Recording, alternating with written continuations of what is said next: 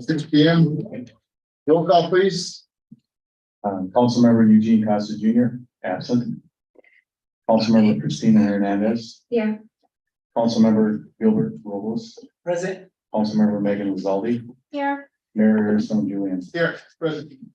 And we have a quorum. The next item, and I'd like to switch things around here. Number 3 is a moment of appreciation, condolences, and I would like to say a few words about our 9/11.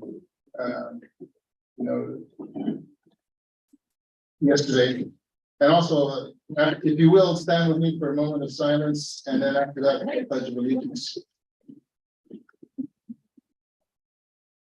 And a little bit about, most of us know, this was 22 years ago. 2,753 individuals were killed. There was 91 fire department vehicles destroyed. There was 121 fire engines destroyed. 100 ambulances were dispatched. 755 fighters assigned. 23 battalion chiefs responded and only 3 survived. 343 firefighters were killed.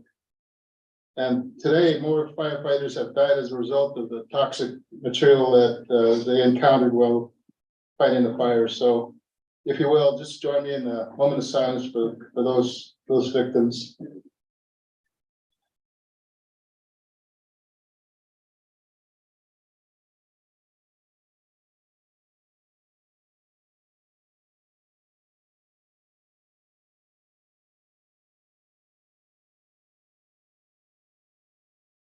Thank you. And if you will join me in the pledge of allegiance. Ready? Begin. I pledge allegiance to the flag of the United States of America and to the republic for which it stands, one nation, under God, indivisible, with liberty and justice for all. Well, that's there. Thank you. That's it. Thank you all. Agenda review. Is there this time the city council will desire to change the order of business? Yeah. Okay. Good. Christina, you good? The item number 5 is the ceremonial calendar swearing in of Robert Lee Nybel, the second police officer chief.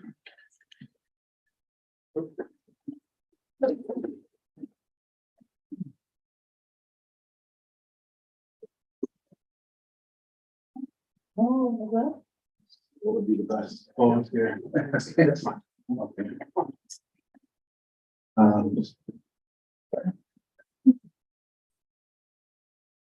Repeat after me.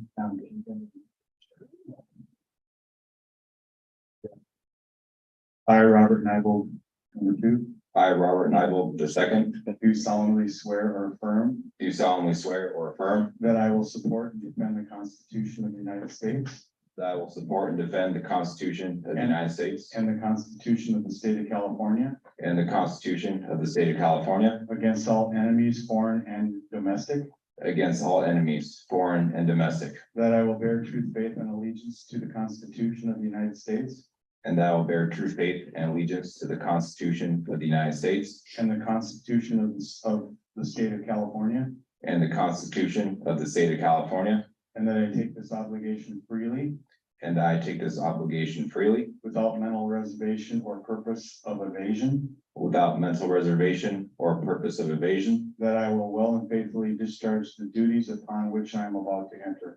that I will well and faithfully discharge the duties upon which I'm about to enter. Great job. Thank you. Thank you.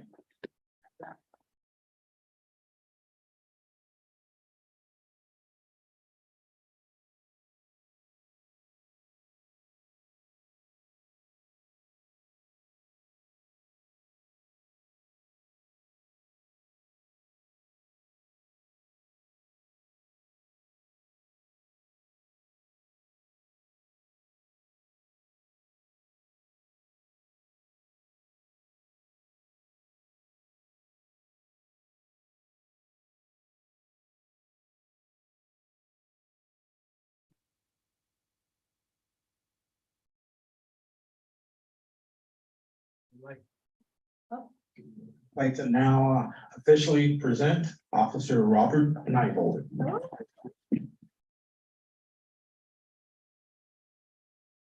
Want to get a picture from, you want to get a picture Picture. with the family? You gotta take it.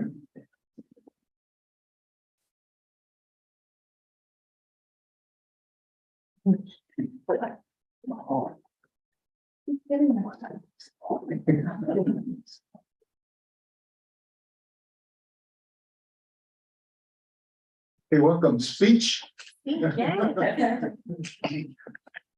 Well, first of all, I thank the city of Guadalupe for this wonderful opportunity to serve. It's always in my childhood dream to be a police officer, and having the privilege of serving this small community is it's an honor of mine. Chief Cash, I want to thank you for this opportunity as well, for giving me the chance to serve and work for you. And to my mom and dad, thank you for all your support and your help throughout the years. I couldn't have made it here without you guys. Thank you all. Thank you. Welcome. I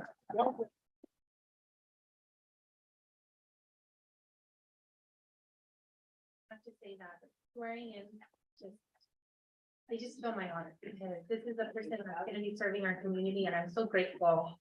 Thanks so much. That Robert will be joining us. This is a very exciting day. Thank you. I'm sorry. No, you're okay. I got confused because I'm like Robert and Robert. We'll talk later. Sure.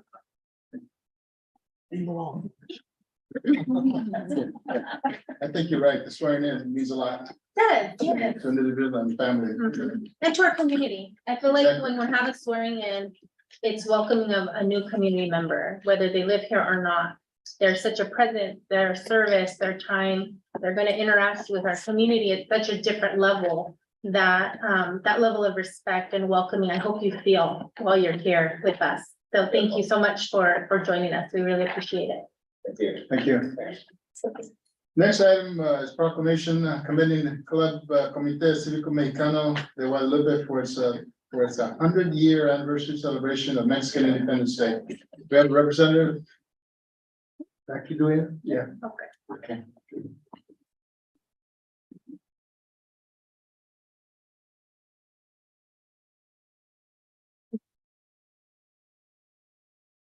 Not gonna go ahead and read the proclamation. Someone else? here? You're a new board member, correct? Correct. Okay. Oh, Say, you're late, Mr. but always welcome. Okay, you are.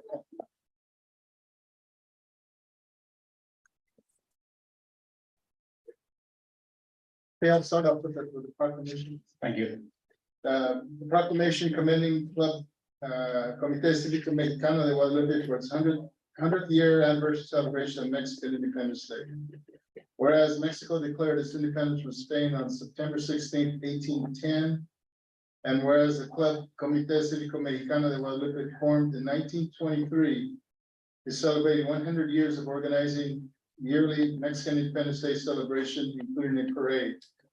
And whereas the Comité Cívico Mexicano has long engaged in community outreach for the betterment of Guadalupe, having supported the education, health, nutrition, and mental health services for children, parents, and seniors through its involvement with the Family Service Agency of Santa Barbara County, communities of San Luis Obispo and Santa Barbara counties, as well as the Guadalupe Union School District.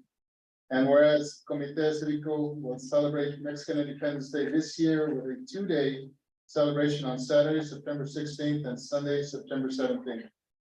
Now therefore be it resolved that by virtue and authority vested in me as mayor and on behalf of the city council of the city of Guadalupe, I, Ariston Julian, Harrison Julian, take this opportunity to honor the Club Comité Cívico Mexicano de Guadalupe for its 100-year anniversary Mexican Independence celebration and Comité Cívico's ongoing contribution to the community of Guadalupe.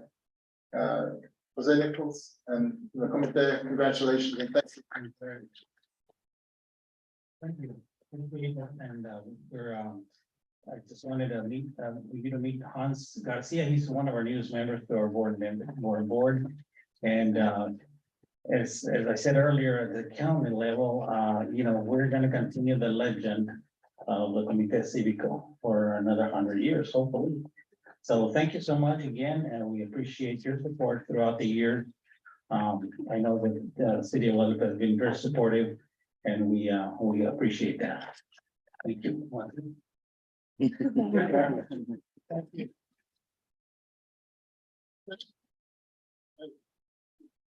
Oh, it's also in Spanish, by the way. So, I saw that. okay. I'm very impressed. One is the.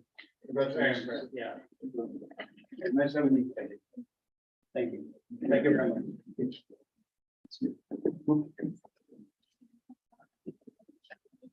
Oh, yeah.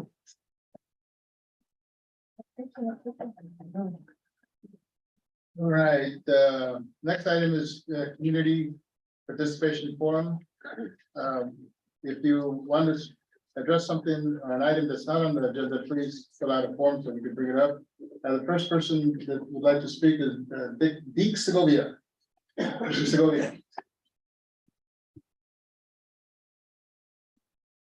Mr. Mayor, City Council, it's going to be here to be backup for someone else. She wanted to make a presentation, Yvette Vila. And the presentation she wanted to make was just to see if the city, and first of all, I should ask the question, does the city council know about the banners of Homeland Heroes in Santa Maria on South College Street? If you're aware of that, then that's what she wanted to bring to Guadalupe. She wanted to see about going in that direction. Her daughter is a Marine veteran and was nominated for one of the banners there in Santa Maria. And it gave her a thought, because I guess she has connections here in Guadalupe. So she wanted to see about doing something like that here. And what I did, we did come and talk to the city administrator, and he suggested we come here at least to bring it out in the open. And we're gonna need a direction as to how to go eventually. But I wanted to let you know that that's what her presentation was gonna be about. The other thing that I wanted to speak of today was our chapter, Vietnam Veterans of America, chapter 982. Previously, Jerry Kaufman, our treasurer, said that we were gonna have a celebration here for Veterans Day. But since then, the San Luis Obispo County Veterans Museum has put together a program for our chapter, especially for our chapter, because of the help that we gave them at the wall, at Madonna Meadows. So they're putting this presentation on for us. So our chapter decided we need to go there for that. So unfortunately, this year, we're not gonna be able to do that celebration in Guadalupe. I just want to bring that up. Thank you.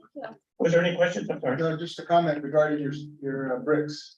Oh, Can you talk a little bit about are we the still- bricks of the, There, it's not a complete, there you go. it's not a complete deal. We're gonna come back in and we have to finish up the bricks. But, yeah, it's gonna be an ongoing, the brick sale will be an ongoing sale, donations will be an ongoing, but as soon as we get that project finished, yeah, we're close, but we gotta come back and do some more work in there. Well, it looks good, even though it's not perfect, as per you. Yes, yeah, it's gonna be a lot better. Thanks. When is the flag going up, do you know? Pardon me? When is the flag? Do we need to put the flag up? Who's the? No, we will flag up. Okay. And we will have a dedication, a rededication for that when we do that. So yeah, and I don't have a date. I know we're gonna do the brickwork probably after the parade, Sure. because everybody's just gone someplace, but right after the parade, we'll get back to the bricks. And then we're gonna talk about the rededication, but we will always let the city know about that. Okay, first. Thank you. Any questions of Deke? Well, he's got the mic. No? Thank you, Thank Deke. you for the update. Yeah, thank you. Okay, Mr. Alvarez.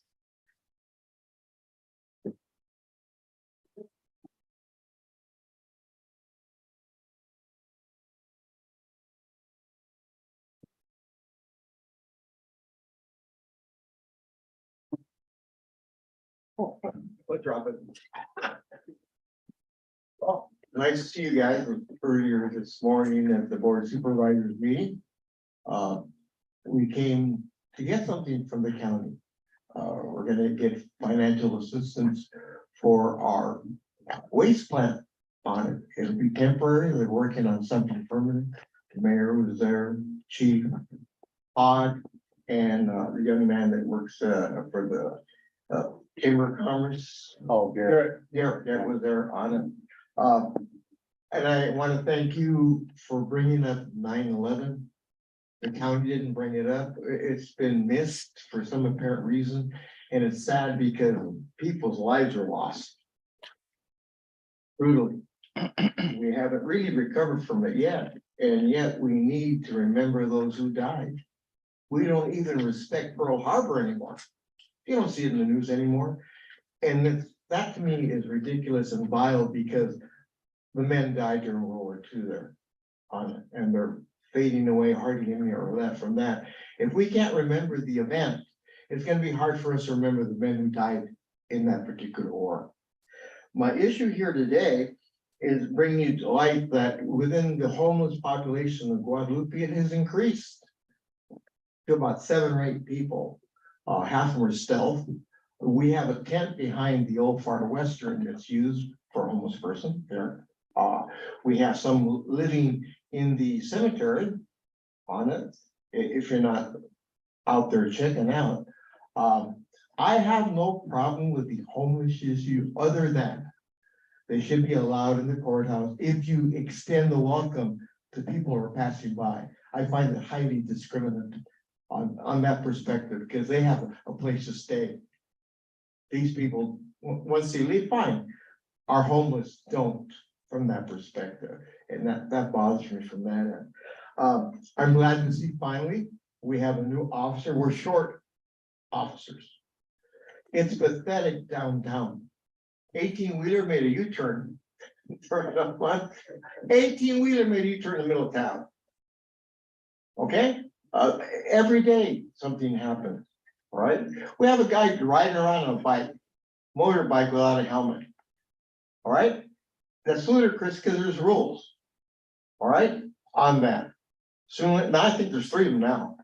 If you could go out there and check it out, it's embarrassing. A town without law enforcement and abiding by the law is definitely going to be open to breaking the law. We've been lucky. Hardly that many house breaking in for what we have going. Think about it. We can't dodge the Vote Amendment. Oh, I love the FBA. Stick it there. Thank you. Roberts.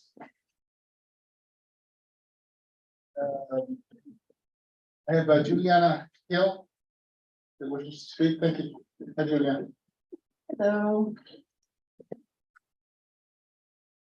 Good evening, everyone. I just wanted to make the council aware and the community or invite community members to participate. We're having a blood drive on Thursday, September 21st. It's from 1:30 to 5. It's at our office at Taylor Farms at 4575 West Main Street. And there's a flyer on the website. I believe Hannah's going to post it on the marquee next week, but there is a link to it on the website. So everybody's welcome to come, and we need more blood. So yes, please donate. Thank you. Thank you. Give the date again. September 21st. Thank you, Juliana. Thanks. Speaking of marquees, is the committee's, it's okay, all right, thank you. Okay, we're good. Now we'll go to the item 7 consent calendar. Is there a council member that wishes to pull an item for discussion? This will be a blanket approval if items aren't pulled. I have no items. Is there a motion to approve consent calendar as noted? I motion to approve the consent calendar as noted. There's a second. I'll second that. Any discussion? All those in favor of the motion say aye. Aye. All ayes. Item 8, the city administrator's report. By the way, Todd, your report is detailed, Yes. Oh, sure, thanks. especially now that you're also the city clerk. Oh, no problem, thanks. Yeah. And this is an informational item only, so go ahead. I'm sorry, what was that? I'm sorry. Go ahead. Is it my turn to? Yes, sir. Sorry, Todd. You're on. I just wanted, the only thing I have besides the written report is that one item that I forgot to mention that we're gonna pull is the, I spoke to the Santa Barbara Countywide Oversight Board staff, and she has canceled the Santa Barbara County Oversight Board meeting to approve the amended ROPS. As the DOF has said, they will not approve a reduction in admin expenses on the amended ROPS. So we're all angry about that, but accordingly, the agenda item submitted for this week must be pulled. There's no point in actually addressing it, so that's to be pulled off the agenda.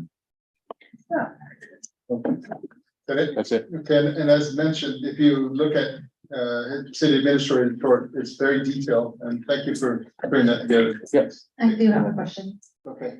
I did get an email, if you can just, briefly tell us about the ribbon cutting celebration for September 22nd for the electric bus. Oh, That, I think it's on the, if I remember, I think it's in the 22nd, and it's tentatively at 10 o'clock. That's here. And here, and we'll block off a section, and the actual electric bus will be parked here. And the mayor will be doing a little speech and a presentation, and then some other representatives will be here as well, and everybody should come. It's $1 million bus. So come and check it out. It's got the, the wave decal painting on it, and it's something else. It's a really nice looking bus. And that'll tie into the water tower, once the water tower. Yeah, yeah. Actually, And like Hannah said, that theme will tie into the water tower when that's painted, so it has that June center thing. Thanks. I see on the agenda, there's gonna be some welcoming and registration, opening remarks, light refreshments and networking. So I hope to see the whole community here. Are you driving the bus? I hope so. Love it. Any further questions? Don? No, I also just want to appreciate the report. It was very detailed and I really appreciate the information. I find that this report is very informative and really kind of ties a ribbon on everything you have going on. There's There's a lot going on. So thank you, Todd. Oh, you're welcome. Next item is Director of Public Safety, Chief Dash. Thank you, Mr. Mayor, City Council. On a brief report, we have a preliminary cost from fire from their mutual aid. Right now, we're looking at about $93,000 as far as that coming back to the city as a preliminary. We're waiting for all the official numbers to kind of come in. As far as crime, we like to report, we're still in the top 10 within the county, within the state. As far as crime, we have increased traffic enforcement along Guadalupe, but as far as the accident that occurred, yes, it was a semi trying to make a U-turn. Those things happen. So we're not going to be able to sit there and predict what's really going to happen. And we have an uptick of homeless. We have discussed with some of them as far as some of the locations, but with a lot of the movement of trailers and cars off the streets, it has made blight down, and it has really increased, and we've gotten that from a lot of citizens. The ones that we talked to that have really appreciated that. And the last part, as far as the hiring, I appreciate the comments from the city council. But as I say, that takes an entire village to kind of get that done. From our city administrator who signs off on it, from our HR who did a lot of the background paperwork, getting things done, from finance to make sure that we're doing the right payments. And the council who approved it. So it's nice at the end results, but I really want to give a shout out to everybody from city attorney, everybody else that has a piece of that gets to this endpoint to have a new employee, and we really appreciate that. And I want to make sure that's just not forgotten in the celebration aspect of having that officer there. Everyone kind of touched that.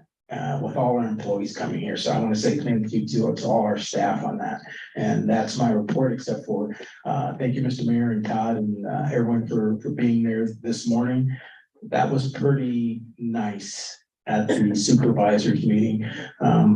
Everyone spoke up for the city, and but it's bigger than just the city. So it's nice to get recognition and some movement from the board of supervisors. So that was a very proud moment for me. So thank you very much. Well, there was probably 26 individuals that either Zoomed or were there. So it's all about the community. So I have a request to speak on item 9, George Alvarez.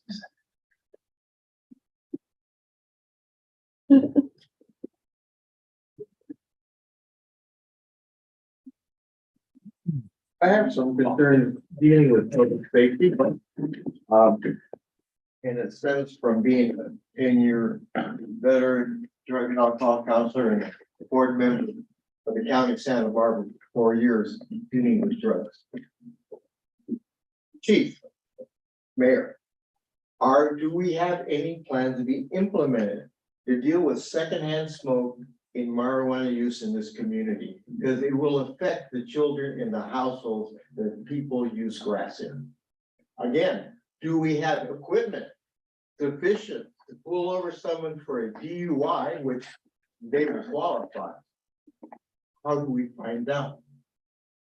Through the state or whatnot. These are things we as a community have to consider in public safety for our children, for ourselves. If we have no control over it, U-turns of an 18-wheeler rig, someone gets stoned, what do we have to prepare not to get any injuries involved here? Training, fire department, police department, these are really concerns that should be addressed. We have the time now on that, all right? Thank you. Thank you, George.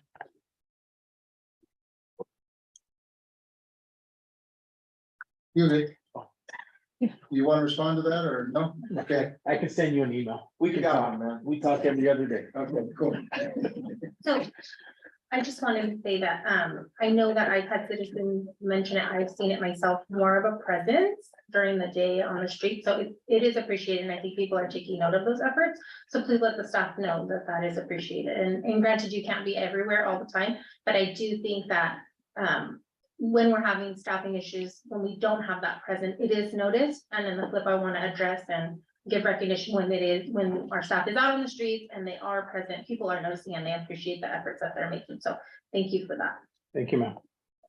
Okay, item 10 is public hearing, design review, permit for Crandall's Fall Street Apartments. I didn't see Bill. Is he He's here, yeah, Oh, there he is. Okay, hi, Bill.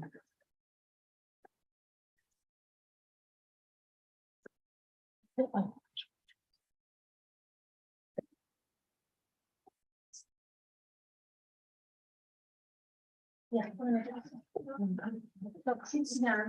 We'll get right quick. Yeah.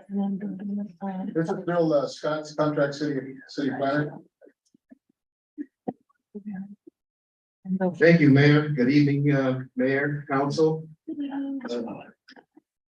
Good evening, members of the public, staff. Thank you again. The project before you is a design review permit for the 12th Street Apartments.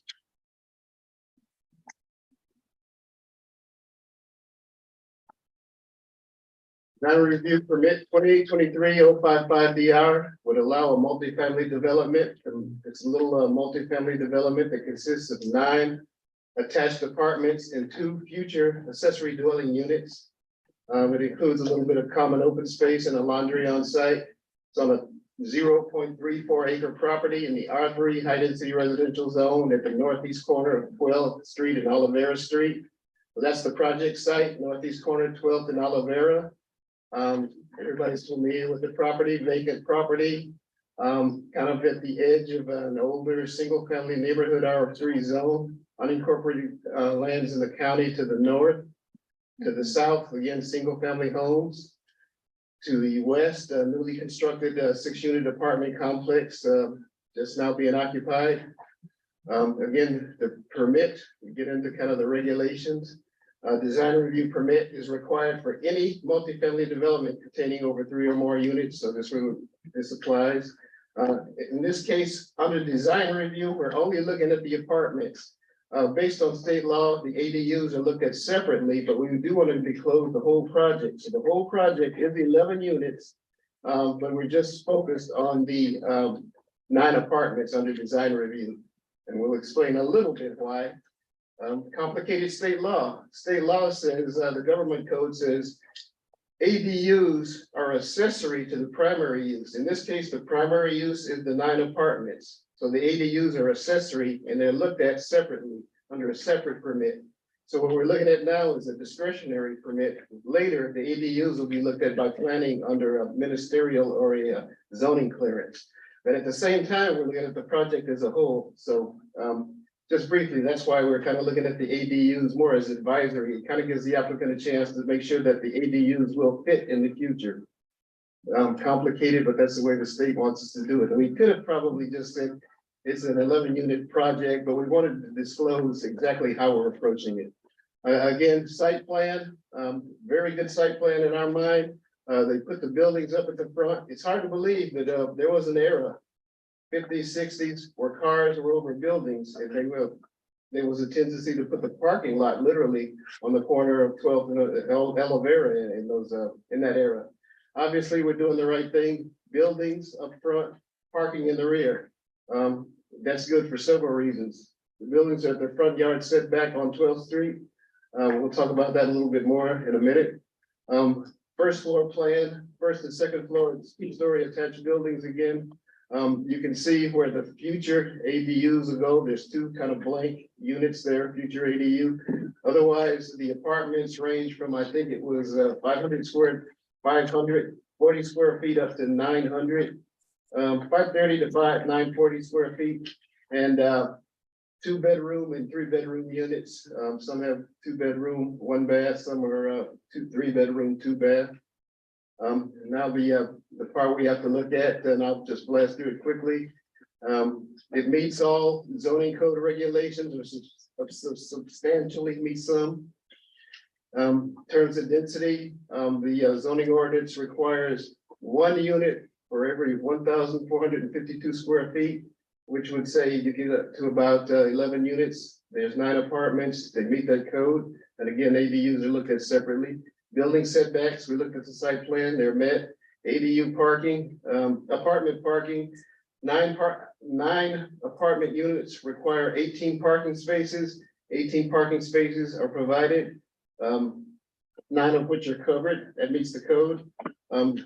The ADUs, they're proposing no parking, which is allowed. We'll confirm that at the zoning clearance stage, but based on state law, they don't have to provide off-street parking for ADUs. So again, a total of 18 parking spaces are provided for the 9 apartments, 0 for the ADUs, future ADUs.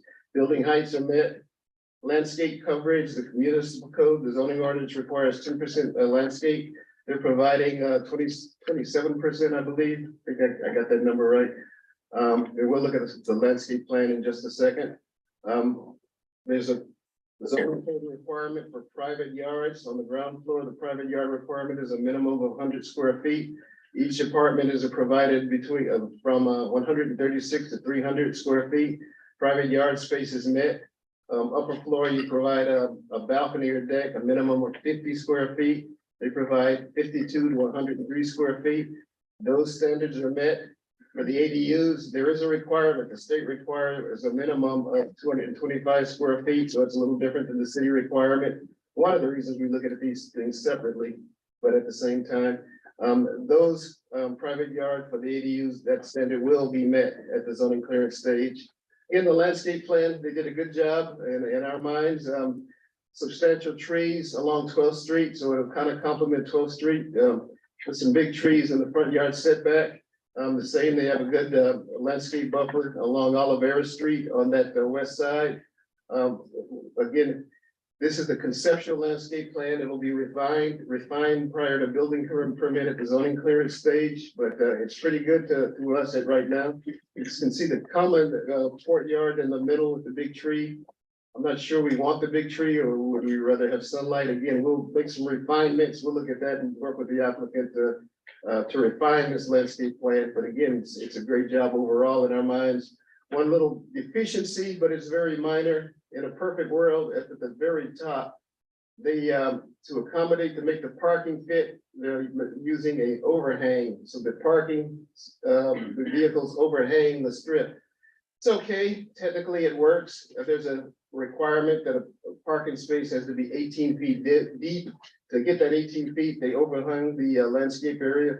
In a perfect world, we would have preferred a row of trees there, but again, in this case, the design solution works, they'll have no ground cover. But again, the primary focus is the perimeters on the west side along Olivera, the north side along 12. And then they furnish the open space in the other areas. So the landscape overall is good in our minds. With the code stuff, the fun part is the elevations, the part I like. They did a great job in the elevations. That's the south elevation that would front 12th Street. That's the back elevation, the north elevation. You see the units, second floor units overhang the carports. And again, just to touch base on what's tricky about ADUs. Technically, the state law says you can do, a developer can have, put ADUs in a multifamily development up to 25%. That could be garages, that could be any vacant or left open space. Working with the applicant, instead of doing that, we disclose where they want to put the ADUs, we left space for it. Otherwise, they technically could have come back and just said, hey, those are garages, we want to convert the garages into ADUs. That would have been, in our minds, disastrous. So the point is, working with the applicant, they were upfront with us. We work with them, we reserve the space for the ADUs. They get the 2 ADUs, they don't come back and try to convert carports or some other space in the ADUs. We think it works well, it supports state law, it supports the code. I think we've done the right thing. Anyway, the point is, that's the south elevation, the north, my apologies, north elevation. That's the west elevation facing Olivera Street. That's a conceptual view overlooking the courtyard. And that's the view from the corner looking northeasterly. So that would be the southwest corner, Olivera and 12th Street. But again, we think they did a pretty good job. The project is a class 32 exemption, so it's exempt from CEQA, being a small infill site, less than 5 acres on a site that's being reused, and all public services and facilities already exist. And in this case, I'll actually make improvements to that segment of Olivera Street that's undeveloped or unimproved right now, so it'll complete the paving improvements on that segment of the street. In terms of general plan land use policy LU 144, the city will support the development of vacant and underutilized land with land uses that increase the livability and benefits to the community. And this project that we believe is a high quality residential development compatible with the neighborhood and on a vacant and underutilized site, meets the general plan. So in summary, 9-unit apartment, 2 ADUs, support state objectives and city housing element goals to increase the housing supply. The project will finance and public improvements, including completion of that segment of Olivera Street. The project is a high quality housing, provides high quality housing, both in livability for future residents with the amenities and the units, and in the appearance of the project for the neighborhood. So staff is recommending the city council adopt resolution number 2023-73, approving design review permit 2023-055-BR and the CEQA exemption for the 12th Street apartments. This concludes our presentation. We're available with any questions, but we do recommend approval. Thank you. I have one question, maybe more than one question on the 2 questions. One regarding the Olivera Street. I know that people use that to get to the rodeo ground. Correct. What's happening with that? That gate will remain open. The project just makes the improvements. Nothing changes in terms of access. To the other side. Access doesn't remain, so they get a benefit. They get to go over a better street. What about the fence on that northeast side, on the fence abutting the Fence on rodeo? Yeah. again, that's unaffected by the project. Is there going to be a fence there? No, you're talking on The rodeo side. on the project, there will be a 5 to 6 foot wall on the project. Yes, Okay. yes. Any questions of Mr. Scott? I do. Okay. What a wonderful presentation. Thank you. Thank you. And the project looks beautiful. It does look well thought out. I am concerned, you mentioned, I know we're working with the developer in terms of exemptions for the ADU parking, and that they could potentially, if we don't accommodate, maybe do converting of garages based on the law. If they converted the garages, wouldn't that make them out of compliance for having the 2 parking spots per apartment unit, or does one trump the other in terms of compliance? Excellent question, and that's what I was trying to explain. Again, the state law trumps every local law, and the state law says you shall generally, I mean, you can make findings to Right. argue anything, but you shall approve ADUs if there is without parking, if it is demonstrated that there is public transit Right, I saw that. within a half mile. And in this case, there's a public transit within less than half a mile, about a quarter mile. Right, So they meet that criteria. So based on that criteria, the ADUs could be approved without parking. So Mhm. in this case, again, there is no garage conversion because they get up to 25% ADUs. right, So that's where we're working with the applicant. We identified the space for the ADUs and it's a good legitimate space for the ADUs. And so they won't come back and ask to convert. I mean, we could arm wrestle and we could say, right. those aren't garages, those are carports, but why go through that arm wrestle? Yeah. Let's figure it out up front. I just think it's something that, especially when we're tackling projects like this with street parking, because even though we're close to public transportation, most of our citizens still utilize a vehicle to get to work, right? We are a commuter town. Most of our residents travel and need cars. So we're talking about, 9 units for just the apartments, let's say 2 cars minimum. And so when we're talking about Olivera Street and 12th in particular, just because of where they are geographically in the city, there is limited street parking, and we have added other apartment complexes or buildings within that area. So I am just a little concerned. So I was curious how that would work if, let's say, we didn't do the ADUs down the road where we required parking. Could they in fact actually convert those? But you're saying that they potentially could convert those garages. They could not because they're gonna get the ADUs. They get up to 25% of the project. So with the 9 units, I did a rough calculation. They only get 2 ADUs. Okay, They're doing them inside. So, and that's what I was trying to get. yeah, They could have not disclosed, they could have done it the hard way and then come back later, Right. which has happened. yeah, and I can see that, and that's why I feel like the way that it's being laid out, I just want to make sure we're not just using a loophole to gain 2 more units on the property that we know don't require parking. So. just something to Indirectly, think we about. are, but it's not a loophole, it's state law. But it's a good question, and that's what's complicated about state law. It's a little Right. bit hard to explain, but we're trying to be as upfront, and again, but based on the 25% rule and the 2 ADUs maximum, we're safe. They cannot do it the way we're approaching it. They cannot convert those carports. Any more questions from the council? Then at 6:42, I'll open it up for public hearing. I have one request to speak, Mr. Alvarez.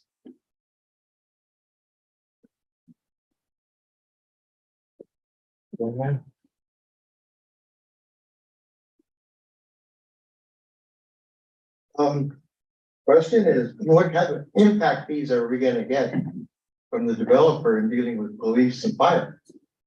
The reason I asked that, we lost the opportunity when the developed Oaxaca Hilton over here in the middle of town.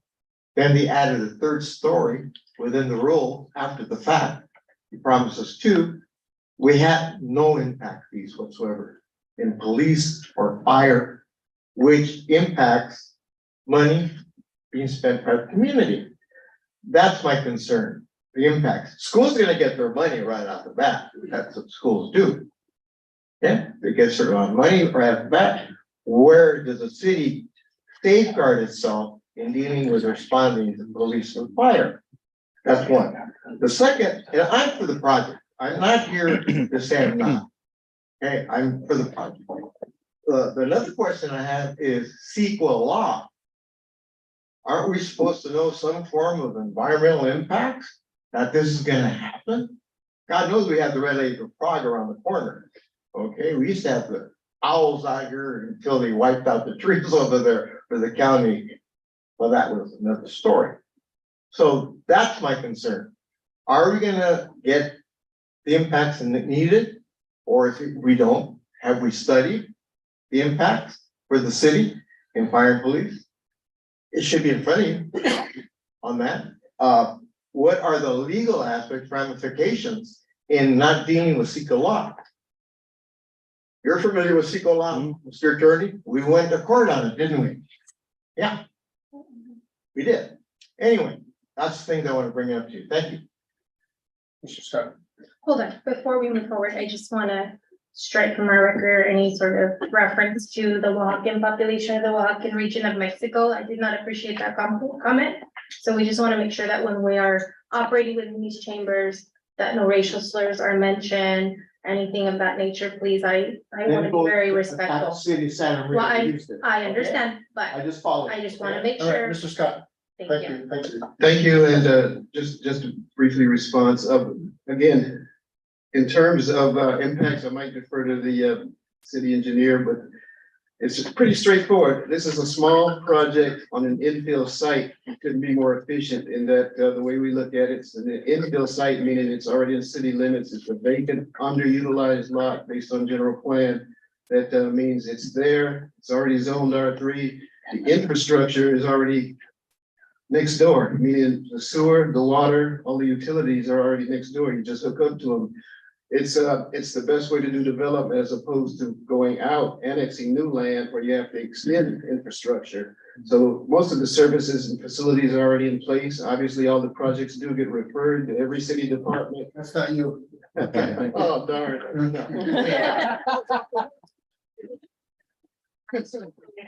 But really, so again, every project is referred to every city department for review and comment, and every city department said that services are available to serve the project. Again, it implements the general plan of state law to provide the needed housing. It's in the right place.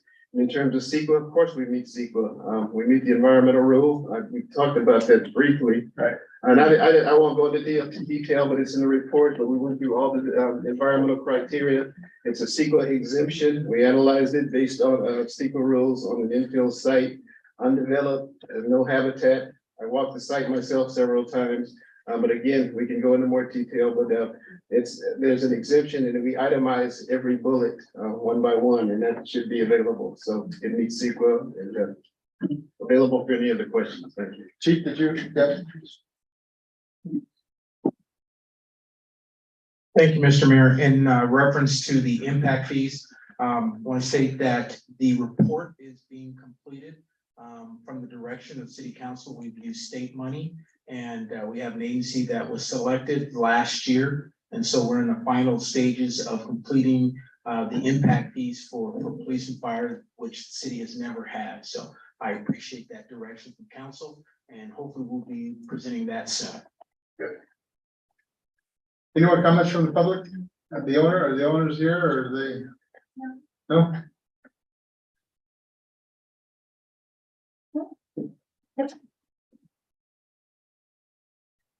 All right, are you ready for, Mr. Scott, are you ready for us to take action? Yes, sir. Okay. Thank you, Mayor. Is there a motion to adopt resolution 2023-73 approving design review permit 2023-055 DR and CEQA exemption for the 12th Street apartments? Is there a motion to that effect?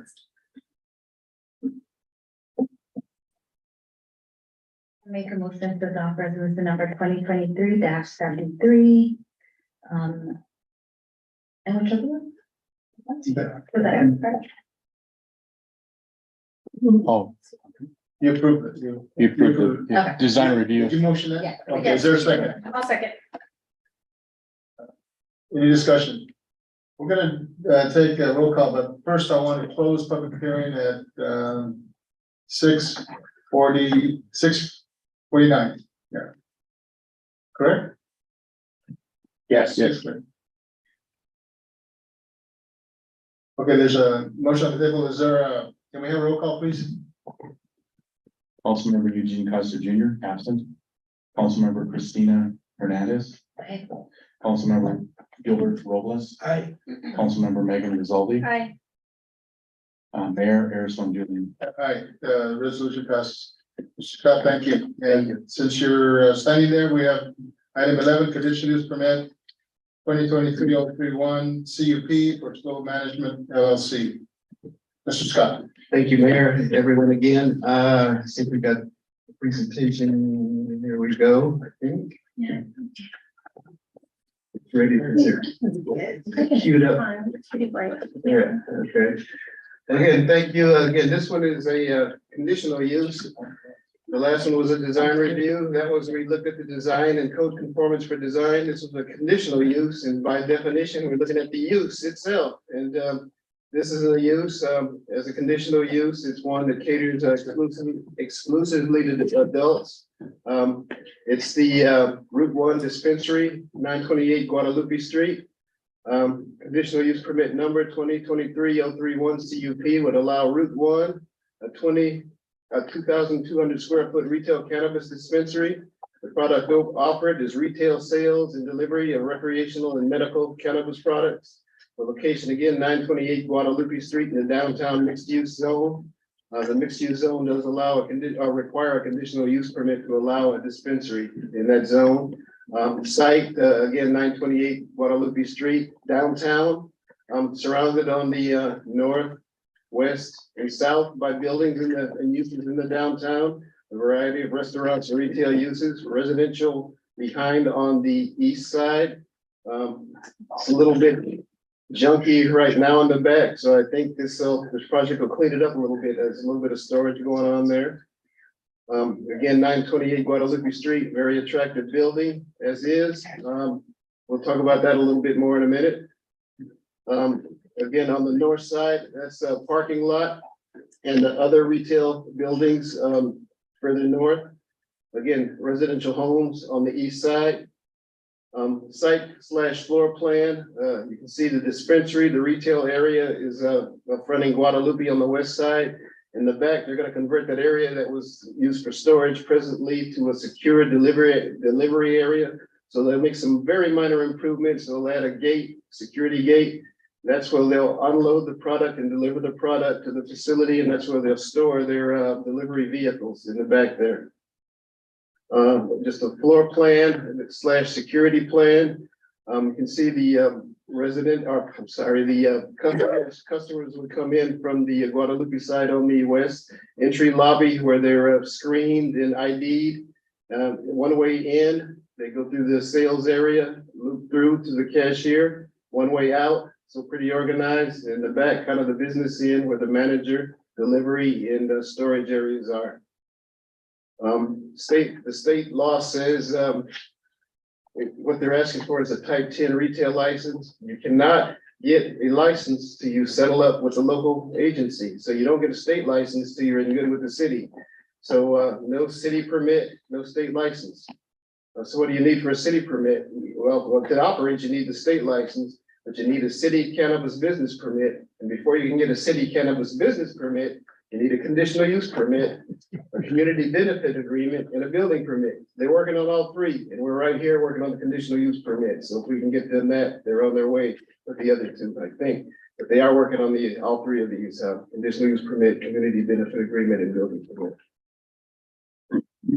So we had to look at some issues again, because it is a conditional use. What do we have to analyze? In this case, it's a pretty straightforward project. It'll function as a retail use, but again, it does cater to adults, and there are some things that we had to consider. We did look at neighborhood compatibility. There's some established cannabis dispensary operation standards that we work with the consultants, Mr. Scott Bruce and HDL Consultants, who couldn't be here tonight, but they've given us some direction in good conditions. And those industry standards are incorporated in the permit. We'll talk about those a little bit in a minute. And then the municipal code, two key components of the municipal code. Title 9, Chapter 9.22, the cannabis ordinance establishes parameters on how to approve and operate any cannabis business in the city. So those regulations apply. And then Title 18 zoning. In terms of neighborhood compatibility, a few things we looked at is mainly orderly customer flow. We hope they're busy, and if they are busy, that customers are, come in and go out in an orderly manner. Again, there's one entrance, one exit. Customers circulate through the facility. They're ID'd, they're checked, and sorry. Yeah, in terms of noise, in this case, it's a retail use. We don't believe there are any noise issues, so that should be no problem. Again, customer flow will be regulated. There'll be no loitering on the premises, no use of a product on the premises, no loud music or anything like that. So noise, we don't anticipate is an issue, but it is regulated and conditioned in the permit.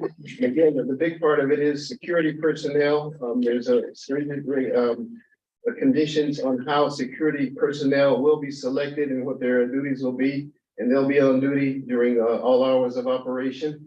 Sometimes because cannabis cannabis facilities require certain kinds of security lighting. Light and glare can be an issue on neighboring properties, typically residential homes. And there will be some conditions about screening lighting or shielding lighting. Parking, again, there's a shared parking lot we talked about, but we did analyze parking. We anticipate no parking issues. And in this particular case, even though they do meet the code in terms of off-street parking, there are 12 parking spaces that they will improve and restripe and repave. We believe on-street parking downtown is okay as well. So they meet the code for off-street parking, but we kind of encourage on-street parking as well. We believe that if customers say come from Santa Maria, park on street, maybe they go to a restaurant while they're downtown. So parking and planning is determined parking shouldn't be an issue. Again, there's the consultant standings.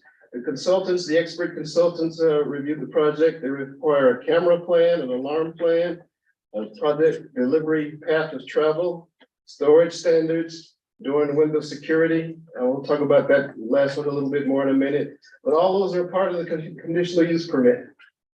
The municipal code, again, there's the two titles, the cannabis ordinance. The cannabis ordinance required a sensitive land use evaluation. We did that up front. We did that about a year or so ago. The sensitive land use evaluation requires you check to make sure there's no sensitive land uses within 600 feet. That includes things like schools, licensed daycare facilities and those kinds of uses. There were none within 600 feet of the project site, so they passed that criteria. The municipal code 9.22 requires a coordination and reporting to the city. Again, security personnel selection, odor control standards, waste disposal. There's a community benefit agreement, which is huge, and they establish a community contact person. Those are all incorporated in the conditional use permit in detail.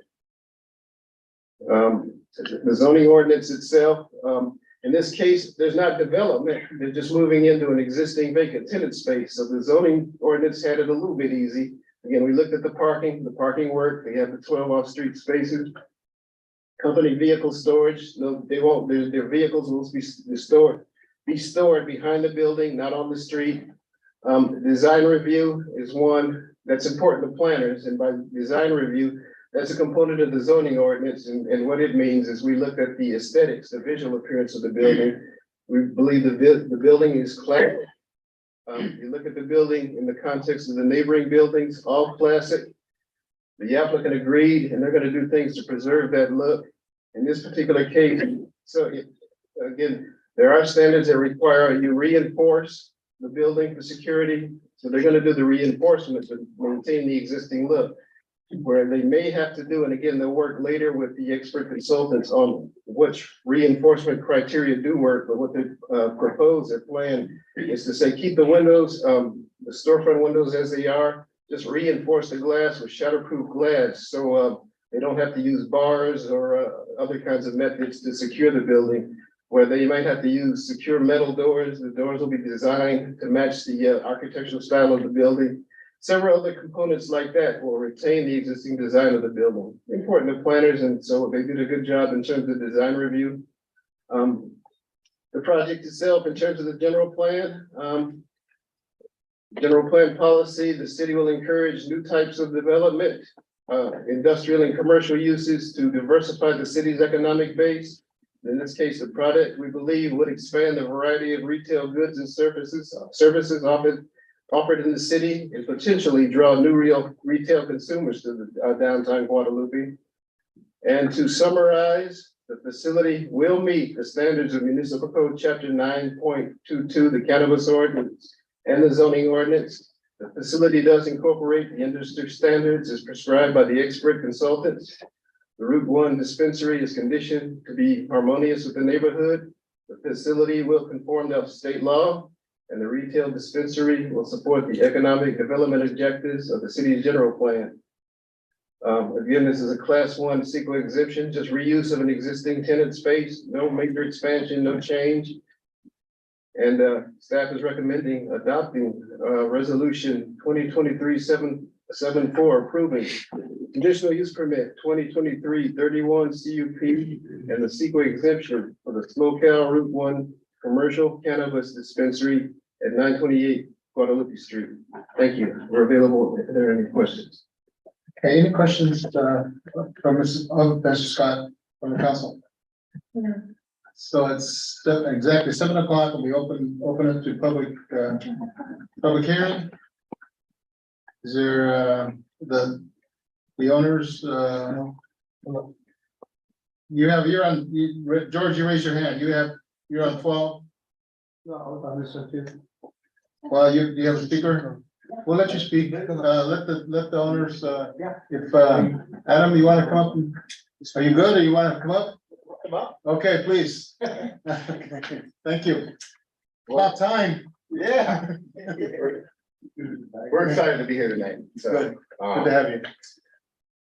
Yeah, good evening, council member, mayor. My name is Austin Canella. A couple of new faces here, so we'll take a moment to say a couple words. Because I was the first person to apply for a medical dispensary permit in Obispo County way back in 2003. I've been trying to normalize cannabis here on the Central Coast. And while that original effort met its end with a misguided appeal, my stubbornness is finally paying off. With a fully operational shop in San Luis Obispo and Guadalupe now set to take hold, I'm working every day to return cannabis to people. While the multi-state operators are stressed with their bloated budgets, poor operations, and a basic disconnect from the local markets they attempt to serve, we are striving to fill the vacuum created by their exits and their shortcomings. We started the process of working for a dispensary in Guadalupe over 3 years ago. In that time, we have worked closely to move the understanding and comfort of the city towards an onboarding of this industry, and we're happy to see it all finally happening. We have met and discussed our project with many citizens, volunteered, and generally worked to become contributing community members. I'm happy to have formed relationships here, and the time and effort have been rewarding. You may have seen us at food bank days, picking up trash at Dune Center events, or attending Guadalupe Business Association meetings, and you'll continue seeing us because the impact we make is how we measure our success. But what often goes unnoticed is the hard work that happens behind the scenes. We were excited to share some of that with you tonight. I think Todd might have been able to print out a copy of some of our new branding. We'll share that in the future, but we've been dedicated countless hours to building a new professional brand for Route 1. And we've partnered with a design firm to create a branding and marketing strategy that captures the essence of the Central Coast. Our guiding principles are the 4 Ps: plant, people, passion, and place. And it's not just about aesthetics, it's about creating an experience that resonates with our customers.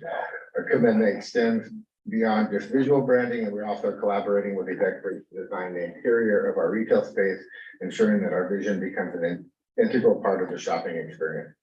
We want to bring people to Guadalupe, not just as customers, but as part of our community. And our focus remains keeping our efforts close to home and being true catalysts of change for the city of Guadalupe. And with our mission to bring positive change to the city and to help revitalize the business district. Route 1 is just the beginning, and our goal is to bring more businesses to Guadalupe, creating a thriving economic ecosystem. And the profits generated from Route 1 will be reinvested into the community, igniting further economic growth. So today we stand on the brink of an exciting future for Guadalupe, one where cannabis is a positive force for change. And we invite you to join us on this journey as we work tirelessly to make Guadalupe a better place for everyone. So thank you. Thank you, Austin. Thank you. Adam. Can't follow that. I wrote it. We've navigated a winding road to be with you here today and in a position to activate this entire project, bringing Route 1 to its enterprise readiness. The speed of developing the CUP since submission in late June is testament to how we actually operate, as well as what can be done when a motivated company works with a motivated city. Our goal is to continue this momentum and achieving our building permit, which we are submitted in advance of the CUP approval at our own risk. We will actively manage this build out with an eye on quality, compliance, but also to get the store open and city revenues spun up. There have been surprises, setbacks, challenges. We have met them all. We stand tall, ready to forge this path. Our compass is good. Our aim is true. We were the first to secure the location in Guadalupe, like literally looked at every commercial building that would let us in the door. And we think we got the pick of the litter. This is a beautiful spot. So in the same way that we are stewards of the land that Austin Farms, we're now stewards of this location. And like we just want to continue, its history and spin up a new economic life in it. It's a great neighborhood fit. Bill referenced dedicated on-site parking, completely secure fence delivery in the back, right size, no need for major renovations. If you listen to the feedback of the locals, that actually steered us to this part of Guadalupe and that downtown corridor. And we'll continue to have that here for our neighbors because they deserve it. We don't come here looking to imprint, and roll out something and roll over the other people to do it. We want to integrate. We want to be part of this community and part of the sort of economic comeback story of the city as well. So just a quick shout out to Bill Scott, the planner, who processed and guided the CUP. It's been an outright pleasure to work with him, and completely refreshing because we operate in multiple jurisdictions and I'm used to a certain engagement and like he's cream of the crop. So you got a good one. Thanks. Thank you. Thank you. And we appreciate you folks helping at the food bank. It always helps to have extra hands, and I echo the comments about Mr. Scott. Very, very well done. And Mr. Aldridge, you had a comment?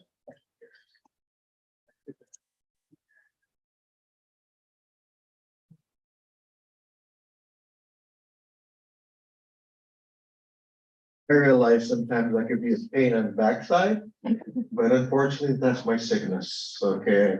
I go to therapy and my medication should kick in 15 minutes. Now, You got 3. forget about that, you're like that guy told us. I'm not gonna forget. Okay, thank you. Yeah, 3 minutes. All right, now. Let it go forward. My concern is making sure we get the money that's sold. Are we involved dealing with the state board equalization in monitoring and finding out what's coming and what's going on? That's money we need. It should be implemented. Another thing, they brought up, San Luis Obispo's had some really bad problems with their companies with that. Didn't pay their bills, cities are after them, not them. Here, I'm talking about what's occurred, okay? A concern that I have is the qualified staff that we're gonna have. Are they gonna work with our police department, making sure, are they gonna have an FBI check to make sure they're not persons of bad nature? These are things we have to know as residents of this community. Period. That's fundamental and logical. So having that said, and when a person comes in here, and if you want to engage in your personal beliefs, be careful. It opens Pandora's box. I'm not the type of person you want to open up. Have a good day. Thank you, sir. I'm gonna close. Anybody else willing to speak or wishing to speak? Not willing, but wishing. So at 7:11, I'm gonna close the public hearing. Is there any discussion from the board or the council? I would just like to say thank you. I think we've had really positive experience with our cannabis businesses that have began to operate within the community, have really gone through all the hoops and loops that this industry standards have. And so I appreciate the time and effort and the sentiment of wanting to connect with the community and be respectful of the community. I think it's true Guadalupe, and so I just really appreciate those things that were said and the fact that all the motions that have gone along with this process match that. So thank you. Any other comments? Yeah, I just want to encourage on-site parking for this. I know recently we've had an uptick on parking issues, especially north of this area. Anytime that we can encourage on-site parking, that would be great. We're all about parking today. Okay. Quite a topic. Mr. Willis, anything? Yeah, it was, this is a long awaited process. I think we've been doing this for the last, 2 to 3 years. When their application came through, I was a firm believer that they were the right fit. And it'll be great to have you guys downtown, and hopefully we can spearhead some more businesses and welcome aboard. Thank you, guys. All right, there's a motion, or there's our recommendation is to adopt resolution number 2023-74 approving conditional use permit 2023-031 CUP and the CEQA exemption for the SoCal Route 1 commercial cannabis dispensary at 928 Guadalupe Street. Is there a motion to that effect? I'll motion to adopt resolution number 2023-74, approving the conditional use permit 2023-031 CUP, including the CEQA Class 1 exemption for slow cal routes as indicated in the report. And I'll second that. Any discussion? Roll call, please. Councilmember Eugene Costa Jr. absent. Councilmember Christina Hernandez. Aye. Councilmember Gilbert Robles. Aye. Councilmember Megan Lazaldi. Aye. Mayor Airstone Julian. All right, resolution passes. Thank you, gentlemen. You're gonna come back in a bit, but the next regular business item is community benefit agreement between City of Guadalupe and Element 7, Guadalupe LLC, the Element 7. Hi, Okay, thank you, Mayor, Council, staff. This particular item, of course, Element 7 their CUP has already been approved. So, we're moving forward. It was on the agenda last time. They could not attend. This time, one of them said he could attend. I'm not sure if he's here right now, but, I will forge ahead with the staff report. As you know, on May 25th, 2021, City Council adopted ordinance 2021-494, the cannabis ordinance. And that's establishing chapter 922 of the Guadalupe Municipal Code. We started this about 3 years ago, the inception of the cannabis program, and went through a series of interviews and very complex and very cumbersome, and a lot of work being had here. And now we're getting to the point where we're getting to the actual agreements, which I think is great. So in this case, on November 12th, 2021, Element 7 Guadalupe LLC submitted an application to the City of Guadalupe for a cannabis business consisting of a storefront retail license located at 859 Guadalupe Street. A cannabis storefront retailer is also allowed to conduct sales via delivery to residents under the same license from the Department of Cannabis Control. Element 7 Guadalupe LLC proposes to conduct both storefront and sales delivery operations as allowed by their license type. So as part of the application vetting and selection process, Element 7 Guadalupe LLC was required to include in its application a description of the community benefit it was willing to offer to the city. Element 7 Guadalupe LLC application was vetted by me and others and presented to the city council for final selection and authorization to complete the process for obtaining a cannabis business. So I'll just jump forward and just kind of highlight some of those areas. There's two areas: public benefit fee and community benefits. And I'm just going to read them because I think it's important to detail what they are, because when we come later for SoCal, there's some different components and each one had presented, and I just more or less negotiated what they all presented. So you might see some slight differences, but for the most part, and on the balance, they're both about the same, in my opinion. So the public benefit fee for Element 7, the business shall be subject to a fee for 4% of the gross receipts of all retail cannabis sales. The obligation to pay the public benefit fee shall cease if the City of Guadalupe implements a voter approved cannabis business tax in the future. Along with the benefit fee, there's community benefits as well.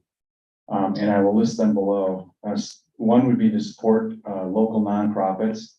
Operators shall annually donate an amount not less than $50,000 to local nonprofits. They will also have a community benefit advisory board. The operator shall establish and maintain a community advisory board comprised of 5 community leaders. The board shall oversee all community integration efforts and support the operator's outreach and service with the local community. The impact of financial donations and the community groups that most need support.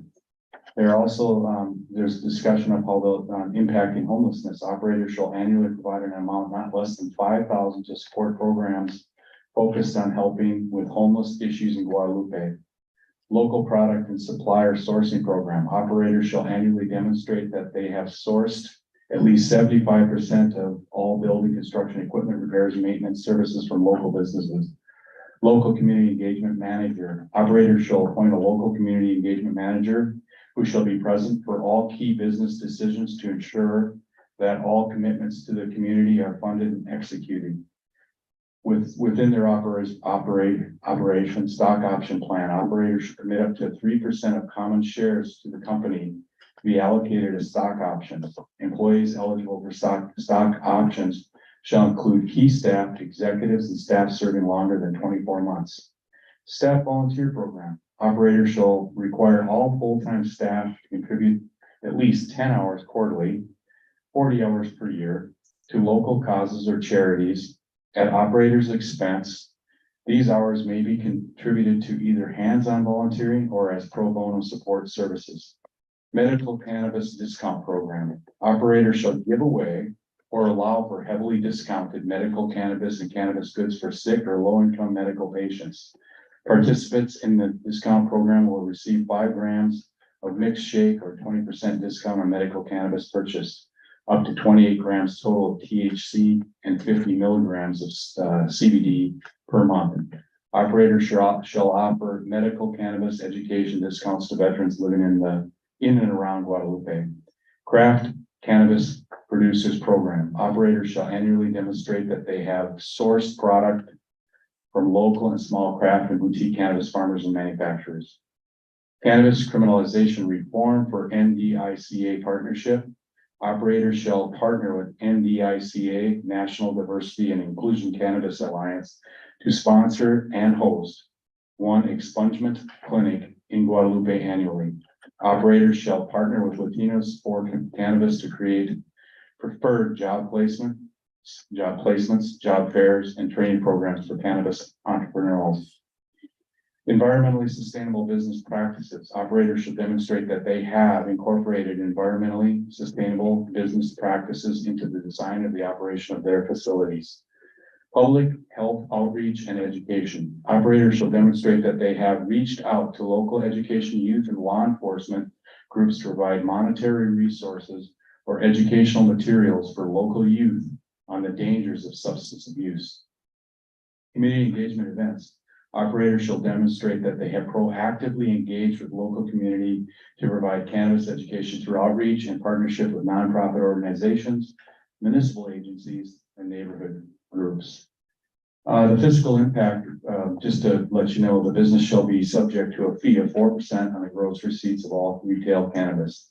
The business shall also implement what I just stated in this community benefit program, and that ends my report. Council, any comments? I'm happy to see the cannabis criminalization reform on there. I think that's really important. If, now that we're bringing in these retail to our community, also being able to provide a resource. I have one request to speak, Mr. Albrecht. Not present. No. Okay, Okay. go ahead. Councilman. I have a question, but I'm not sure, go, everybody can hear. I have a question because both agreements have a difference. Can I ask that? Yes, yeah. So my only question is we have two benefit agreements presented in front of us and we have a 2% difference in the public fee. Is there a reason why we're doing two? Because it, from what I can tell, Well, 26%. it's actually what each entity, industry standard is anywhere from 4 to 6. And it's really what, when they gave their presentations and what they submitted in their application that they were willing to work with. So that's why I more or less went with more or less what they decided they would offer. We could ask that of the next group. yeah, we'll finish that off then. Okay. All right, what wishes of the council? There's a resolution 2023-70 that's before us.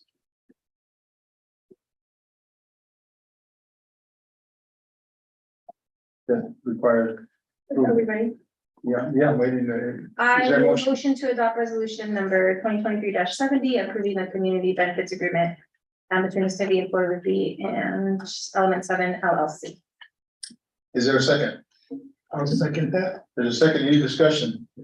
They were here. Is there somebody here on, Anybody from Element 7? Enrique, you coming up? No. Roll call, please. Councilmember Eugene Costa Junior, absent. Councilmember Christina Hernandez, Aye. Councilmember Gilbert Robles, Aye. Councilmember Megan Lozaldi, Aye. Mayor Ariston Newman. Yeah, aye, here. The resolution passes. Thank you. Wherever they're at. Item 13, community benefit agreement between the city of Guadalupe and SoCal Management LLC, DBA Route 1. Mr. Bodum. Thank you, Mayor and Council. I won't go through the, obviously, the information in the staff report kind of mimics the front end, so I won't go through all of that. But I will get to, essentially, what SoCal Management LLC was willing to offer in terms of their public benefit and community benefits. And I'd like to read it because I think it, it puts the plug in. So the business shall be subject to a fee of 6% of the gross receipt of all retail cannabis sales. The obligation to pay the public benefit fee shall cease again if the city of Guadalupe implements a voter approved cannabis business tax in the future. For the community benefits, they are as follows: direct and indirect giving. Operators shall donate $4,000 per month during the first year of operation, followed by a 1.5% gross sales thereafter to nonprofit organizations who directly serve Guadalupe. Additionally, operators shall raise funds for upgrades to community sports fields and or recreational facilities. Volunteering, as you can see, they volunteered quite a bit at the distribution. Operators shall provide at least 50 paid community service hours per month and organize cleanups, including an effort to adopt a section of Highway 1 near Guadalupe through the Adopt a Highway program. Marketing integration, and I think Adam had mentioned about integration in the community, but here's something on marketing integration. Operators shall offer direct marketing integration with local nonprofits. Additionally, operators lobby and retail floor areas shall feature rotating work from local artists. Local business sourcing / partnership. Operators shall source 80% of supplies and equipment from businesses within 80 miles. Additionally, operators shall work with nearby businesses to establish incentives for customers to shop local after visiting a cannabis storefront retail business. Scholarship program. Operators shall provide 2,000 scholarships annually for graduating low-income Guadalupe High School students studying to become teachers or pursuing a degree in the agricultural industry. Local hiring. Operators shall source at least 75% of employees from residents within a 15-mile radius of the business. Additionally, operators shall offer a base wage of $18 per hour for entry-level employees and offer all employees health, vision, dental benefits, access to 401k, computer tax benefits, employee discounts, and paid volunteer opportunities. Medical patients and veterans program. Operators shall develop a medical / veterans program to provide free medical cannabis goods to local medical and or hospital patients and veterans. Other commitments. Operators shall make at least 30% of shelf space available to locally grown and or manufactured cannabis brands. Additionally, operators shall install at least 22 kW electric vehicle charging stations on site. That concludes my report. Questions or comments from the council? I just want to appreciate, this is a very robust community benefit, and I think it really fits the needs of our community. And so I just really want to appreciate all the work that's gone into developing that. It seems very thoughtful. There was a question regarding 4 to 6%. Are you folks comfortable with? We don't want you to get thick skin off the table with. We can comment to that, again, we looked at this as an opportunity to really get back to the city. We're proud of, we're doing that in line with the city taxes in place in San Luis Obispo and other city taxes here locally. One thing where the city could take more control over that is actually passing a tax in the future. And we hope that maybe the city does do that. It might give you more discretion where that money goes, or maybe less discretion, I'm not sure, but So in the future, we look forward to having, you know, a uniform tax across the two operating, you know, we feel like that will, does give them maybe a little bit leg up in the long run. But again, we're comfortable giving that, that's what we offered it in the first place. If there was to be a discussion on anything, maybe it could be, and this wasn't, you know, spelled out in the original application, but in the implementation could be maybe tearing that up, starting at 4 and then increasing a % per year. As we get going and as we grow the business, give the business a chance to kind of develop a little. I know the county of SLO did that when they passed their cannabis tax, it started at 4 and it kind of worked its way up. So I would offer that as maybe a compromise, but you know, again, we're comfortable getting there and comfortable with what we offer. Thank you. I have a question for you. I see the scholarship program is offered to possibly students that are seeking degree in agriculture or teaching. Is there any possibility of maybe students who could just higher education and not putting in those? We're comfortable with broadening the you know, the opportunities for the scholarship. I think growing up in Guadalupe, one of the 2 things my parents always told me is like, if you want to be a teacher, you want to be a police, and I didn't see myself in any of those roles. And so I also want to be a Rather than that would be great. And that'll be great. And in fact, implementing that similar commitment that I have in the city of SLO with the, you know, support those scholarships. And actually, now that I'm working with the colleges and stuff, you know, it's more general, the availability of scholarship funds to donate to. And so I would agree with maybe loosening the definitions in that. Awesome. And then Go ahead. And then there's donations for 4,000 for nonprofits. How would nonprofits be selected? So and it starts at 4,000 for the first year, and then it actually goes up to another 1.5%. So I'd like to kind of highlight that as well. 1.5% of the gross receipts, which could grow to quite a large number for those nonprofits. But we highlighted some of the nonprofits we intend to work with and that we've reached out to and that we actually have kind of formed relationships up until this point. There's Los Amigos de Guadalupe and there's other organizations that work with various organizations that, you know, we take input from all the different community. And, you know, I think it's important to leave that flexible as well, as needs come up, be it COVID or natural disasters.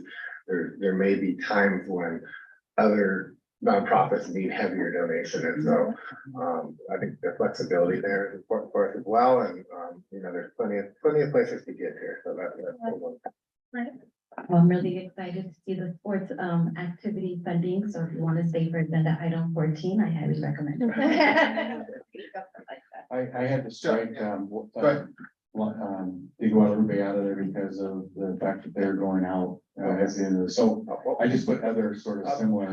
And that's, you know, that's like having the flexibility to adapt and as new organization form and other ones go out. You know, we plan to adapt with the city and its needs and listen to feedback from Kenny and everybody. I think I really appreciated the piece where you mentioned as needs change, because I think that can evolve over time. So I think that's really a great point. I think, and then throw this out at Bill, regarding your recommendation about starting at 4% and increasing on a, you know, probably on an annual basis to 6%. In this resolution, can that happen? No, I thought, Mr. Mayor, I think he was referring to if we established a tax. That we could, that's what he was saying. Yeah, either or, if we slide it in today, you know, we would. Yeah. Well, I mean, we know the work is got You're- that gross, yeah. well, you're not bound, I mean, I hate saying this, but you're not bound by you could direct staff to negotiate a lower gross receipt, but it'd be difficult to direct us to. Let's not go there. Yeah, I don't want to delay the. okay, we can examine some of these things later, but I agree, it's probably best to just get it done now and then we can reevaluate later. I think that's a great point. The city needs it now and we get there and we can maybe have a discussion down the road. Thank you for being flexible with Thank you that. so much. We appreciate Thank you. Thank you, Austin. There's a resolution that would like to take resolution number 23-75, approving the community benefit agreement by and between City of Guadalupe. Is there a motion to that effect? I make a motion that we adopt resolution number 2023-75, approving the community benefits agreement between the city and SoCal management. Is there a second? I'll second. Discussion. Roll call, please. Councilmember Eugene Cousins Jr. absent. Councilmember Christina Hernandez. Aye. Councilmember Gilbert Lobos. Aye. Councilmember Megan Lozaldi. Hi. Mayor Harrison Julian. All right, Thank you. the resolution passes. Do we need a biological break? Are we good?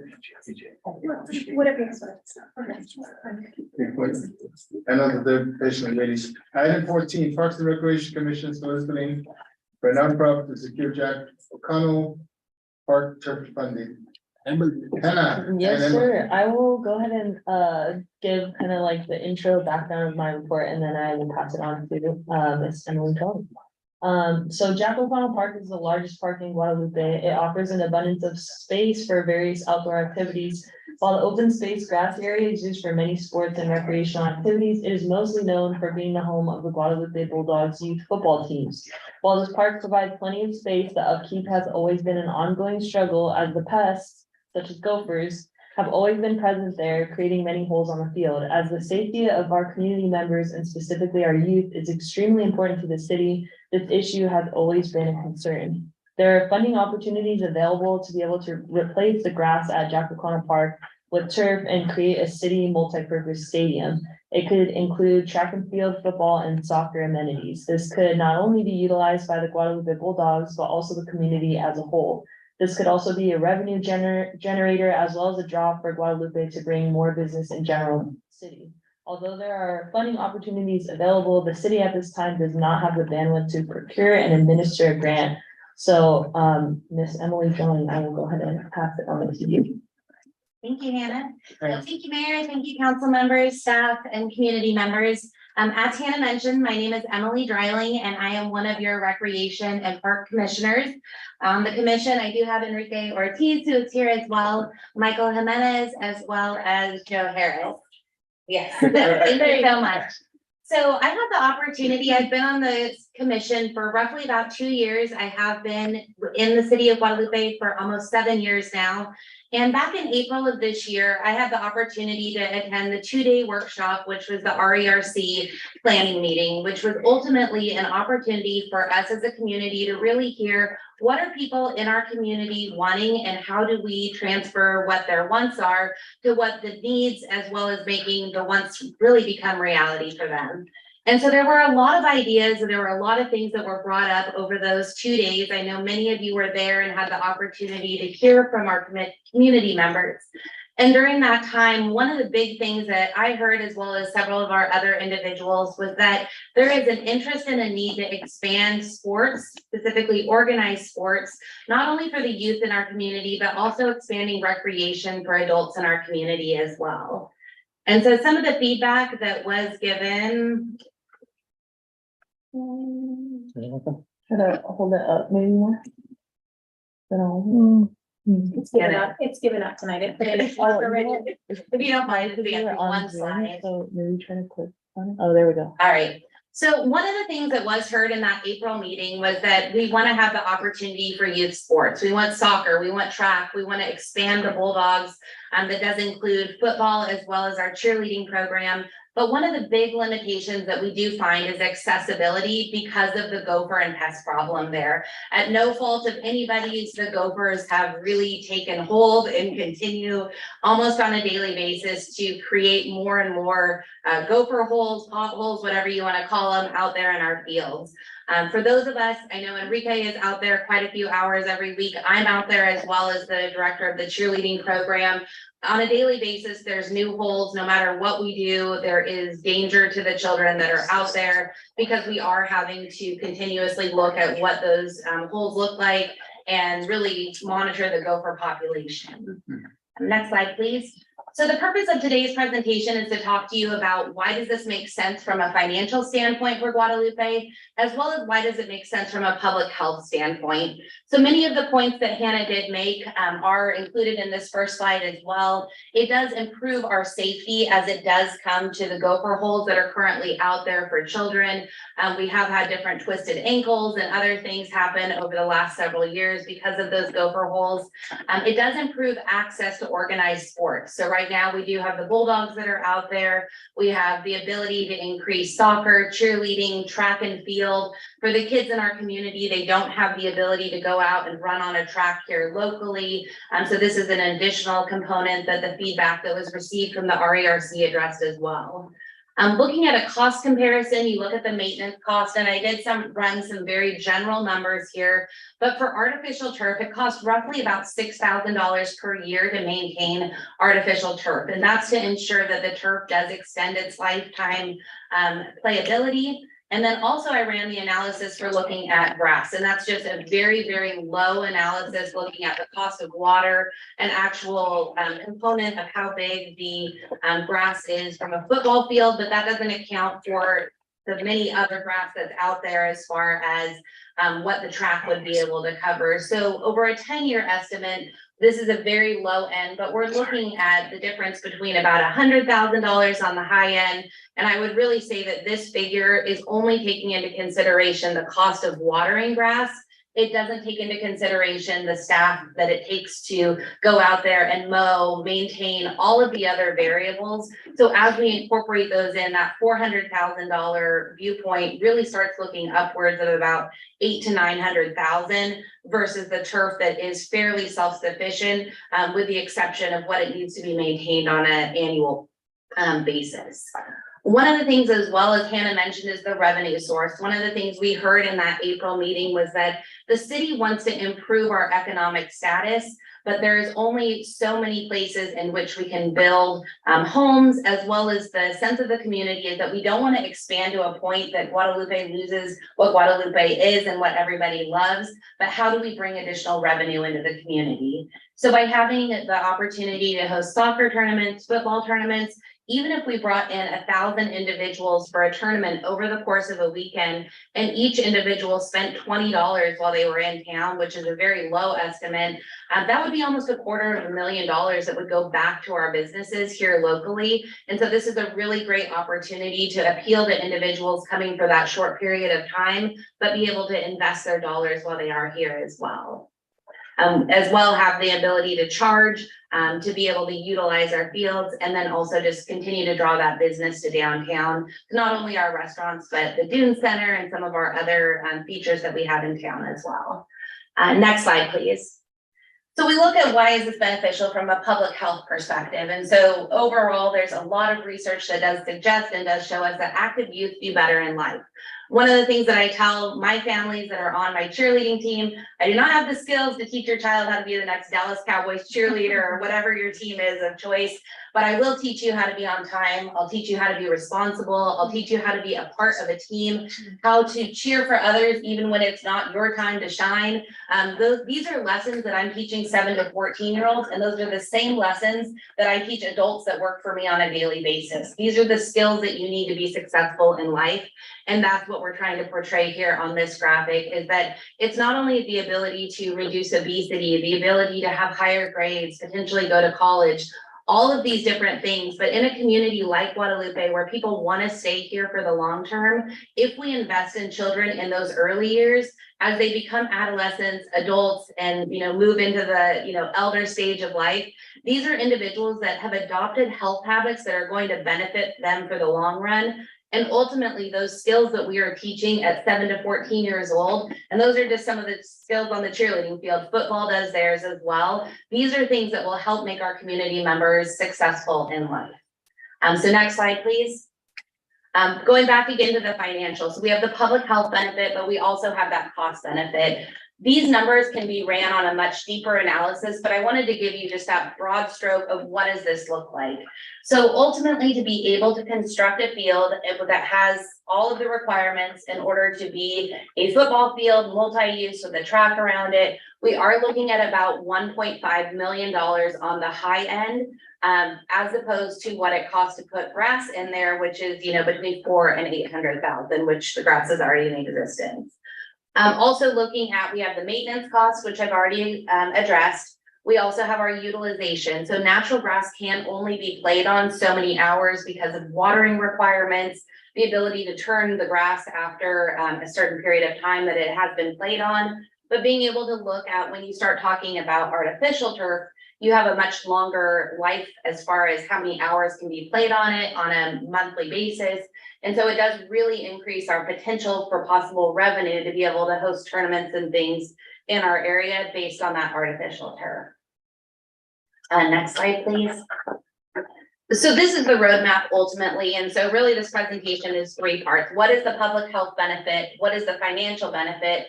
And then how, as we've been talking as a Parks and Recreation Commission, how do we turn this, which we're calling into our Guadalupe Field of Dreams, into a conversation, into a reality? So back in April, I brought this concept, or I guess it was actually May, I brought it back to our Recreation Commission and said, you know, we have funding available through various different grants. One of the big things that came out of COVID is there is a renewed interest in improving recreation for the youth and adults in our communities, as well as improving mental health benefits as well that are associated with recreation. And we have a lot of opportunities to go out there and seek these funding sources in order to make this a possibility for our community. But before I move this conversation anything beyond Parks and Rec, I wanted to make sure that my fellow commissioners backed the concept as well. And so overwhelmingly, everyone was like, absolutely, Emily, this sounds like a great idea. This is something that we believe in. It's something that'll help the youth in our community, the adults in our community as well. You know, even just, you know, mom, dad, stroller, want to go walk around the track. Sometimes depending on the area of town you live in, the sidewalks aren't always the best, or potentially there's a lot of traffic going through. So ability to increase accessibility across our community is something that our Parks and Recreation Commission has been very supportive of. The next decision point is not saying that the city is going to give us any type of funding. What we're asking for as a Parks and Recreation Commission is, do you support our ability to go out and seek funding through various different grants and nonprofits in order to start bringing this from a concept into fruition? And so that's what we're here today asking for. Is this something that the city has either questions on or something that you would support? I know that grants are very tedious in order to write. They do take a lot of time, but both Mr. Jimenez and myself have done a lot of grant writing previously in the past.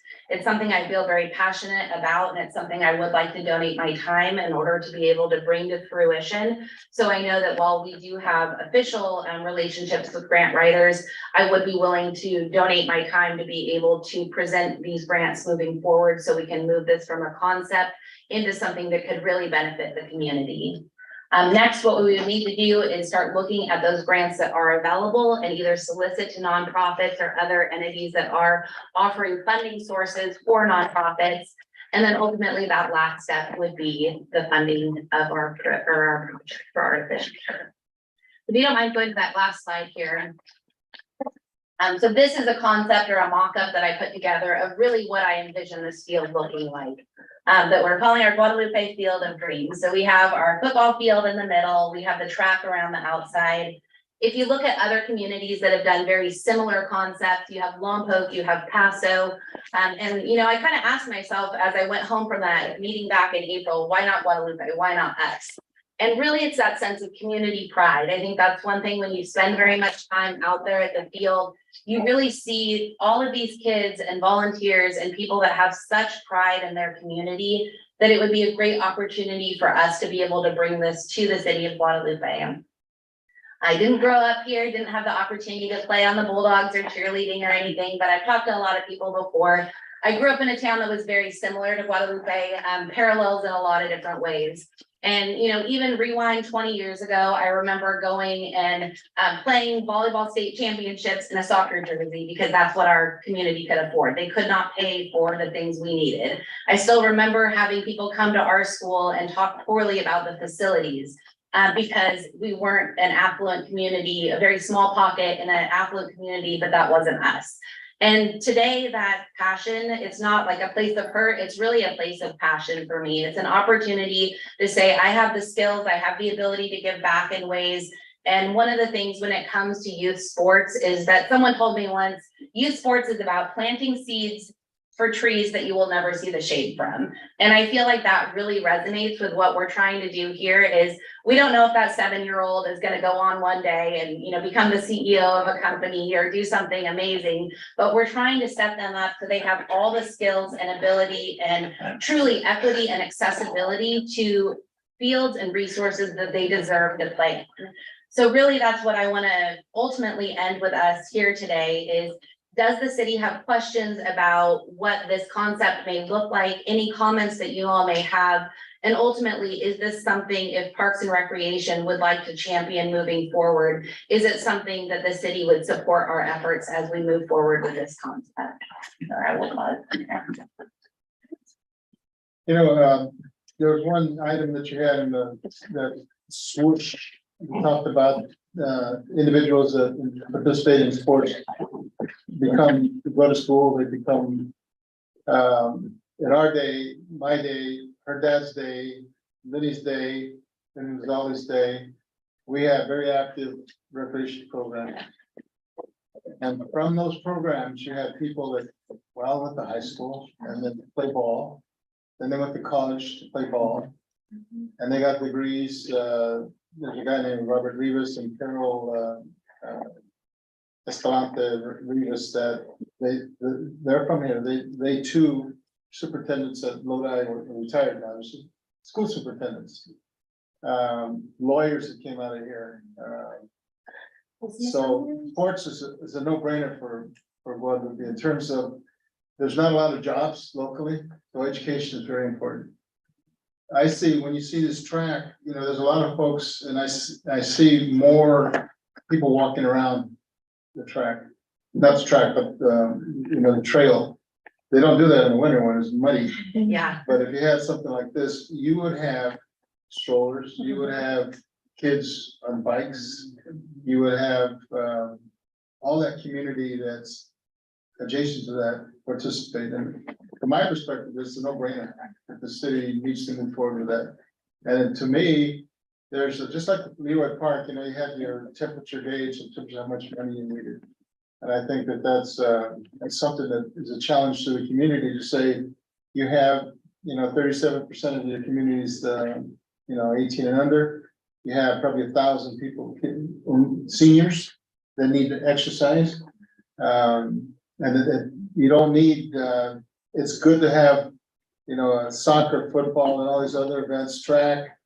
And people just like to walk around. So from my perspective, I think that it's just a no-brainer. And to me, that price, if we put our heads together and our you know, minds together in terms of creating that fund or whatever, even if it's a nonprofit, to find that nonprofit to get things going, I think it's going to be successful. So that's my opinion. Todd, did we not just approve also the Townsend Public Affairs that could possibly be of help? And if Emily would like to volunteer, maybe this can be something that. Yes, ma'am, I was thinking about that, how I would send at least this memo to you, and you could look at it and then also introduce you to the Townsend group. That would be awesome. Because I think it's nice to even have other people write alongside, you know, just as much as we can do. Yeah. Gilbert, you don't like football, do you? Or sport or activities. Or wrestling or? It was a pleasure first meeting Emily, 3 years ago and asking her to come on to the Recreation Commission and actually be a part of the Bulldogs and spearheading that. She's done a really great job with the cheer. I mean, they're top notch as far as high school caliber. This is something that's long needed, especially our numbers prove that we're at 37% of our population's under 18. And for healthy living and mindset, we have to keep these kids engaged. Sports is the mobile. I mean, it's something out there that also for adults to utilize, but keeping these kids, minimizing their time on tablets and computers and video games, because we all grew up in an era where we didn't use all that, and now we have alarming rates of children at 14 dealing with depression and anxiety issues. So something like this is needed in a town this size. I mean, I could say that with having 3 boys that in Guadalupe, that I had all 3 boys attend college was unheard of, and that's something that I created with my own kids, sports. They were both, all 3 of them were 2 sport athletes through high school. Education, education, education. And working with Enrique for years. I mean, this is something we need. Talking to Lenny out there, Arizona has a great sports background. I mean, this is something that just we need to do. I wholeheartedly support something like this. I think that you obviously are feeling the sentiment of support, but I also want to take a moment to recognize Emily, who is, yes, new to the community in terms of 7 years, gosh, 7 years. But if you've ever had a chance to interact with Emily, she pairs both the technical knowledge necessary to do this and the passion for community service. And I think that's probably the piece we've been missing, is just someone with that heart, but also that technical know-how to make something like this happen. And if I would ever blindly give someone my approval, it would be Emily. You could tell me, Megan, I have a project done, 100%, because she goes above and beyond the quality. I mean, the presentation alone is just a sample of what she's willing to do for this community. And she does it so quietly and so respectfully and so modestly, that I just can't praise you enough for everything you've done in the last 7 years for our community. And just the way you go about being thoughtful, being compassionate, and having the know-how to make something like this happen, you will always have my support. Are you gonna approve this? Absolutely. I'll be there. You start my motion. Motion, let's motion to. I have a question. Okay, Chris. This does not need to go to a nonprofit, it could go to the city, correct? Is that, or? how is it? We'll let her run with it. Yeah, I think- Community. We'll work with it. Yeah, okay. So the thought behind this was always that obviously the recreation department is going to support, but it's just in terms of like the grants and making sure that everything that has to go into the grant is kept up with. Whether it's me or whoever fills my position, there's just not enough time for that person to be handling that alone. So it's just the thought of, Sure. exactly, Yeah. of having that support, and I echo everything that you guys just said. She's amazing. Well, I think, we have our next Parks and Recreation meeting coming up, and really my plan is to be able to put together like, a common term is like a poem, like how do you get from your project to actually executing it? And so I have some timelines associated, and really I do this on a daily basis. It's something that's part of my day-to-day. And I think one of the big things with grants is that you'll talk to people and you'll hear them, like our city has demographics that are favorable. You have the ability to have that need there. There's a lot of money available, but you definitely need someone that knows all of the things that aren't in a report. And I think that everybody else that has their hand out asking for this type of funding, they don't have Enrique, they don't have Grace, they don't have Lisa, they don't have people that are pouring their heart and soul into these parks and rec programs. And so that's really why I wanted to help take this on, was that I can speak to why this is important, and not only like, why is it important to our community, but who are the people that are the catalysts that'll like, give us the money and this will be the best field you will ever have. And so that's really why I wanted to take this on.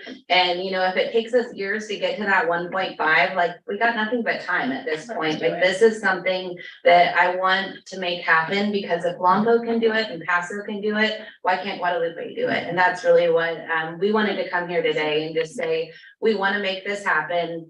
Like if you can give us a green light to move forward, I promise we will see this to fruition and hopefully have, it won't be ribbon cutting a bus, it'll be ribbon cutting an awesome field. So that is where I will leave it here today. And if there's any other questions, please feel free to email, call, whatever is easiest.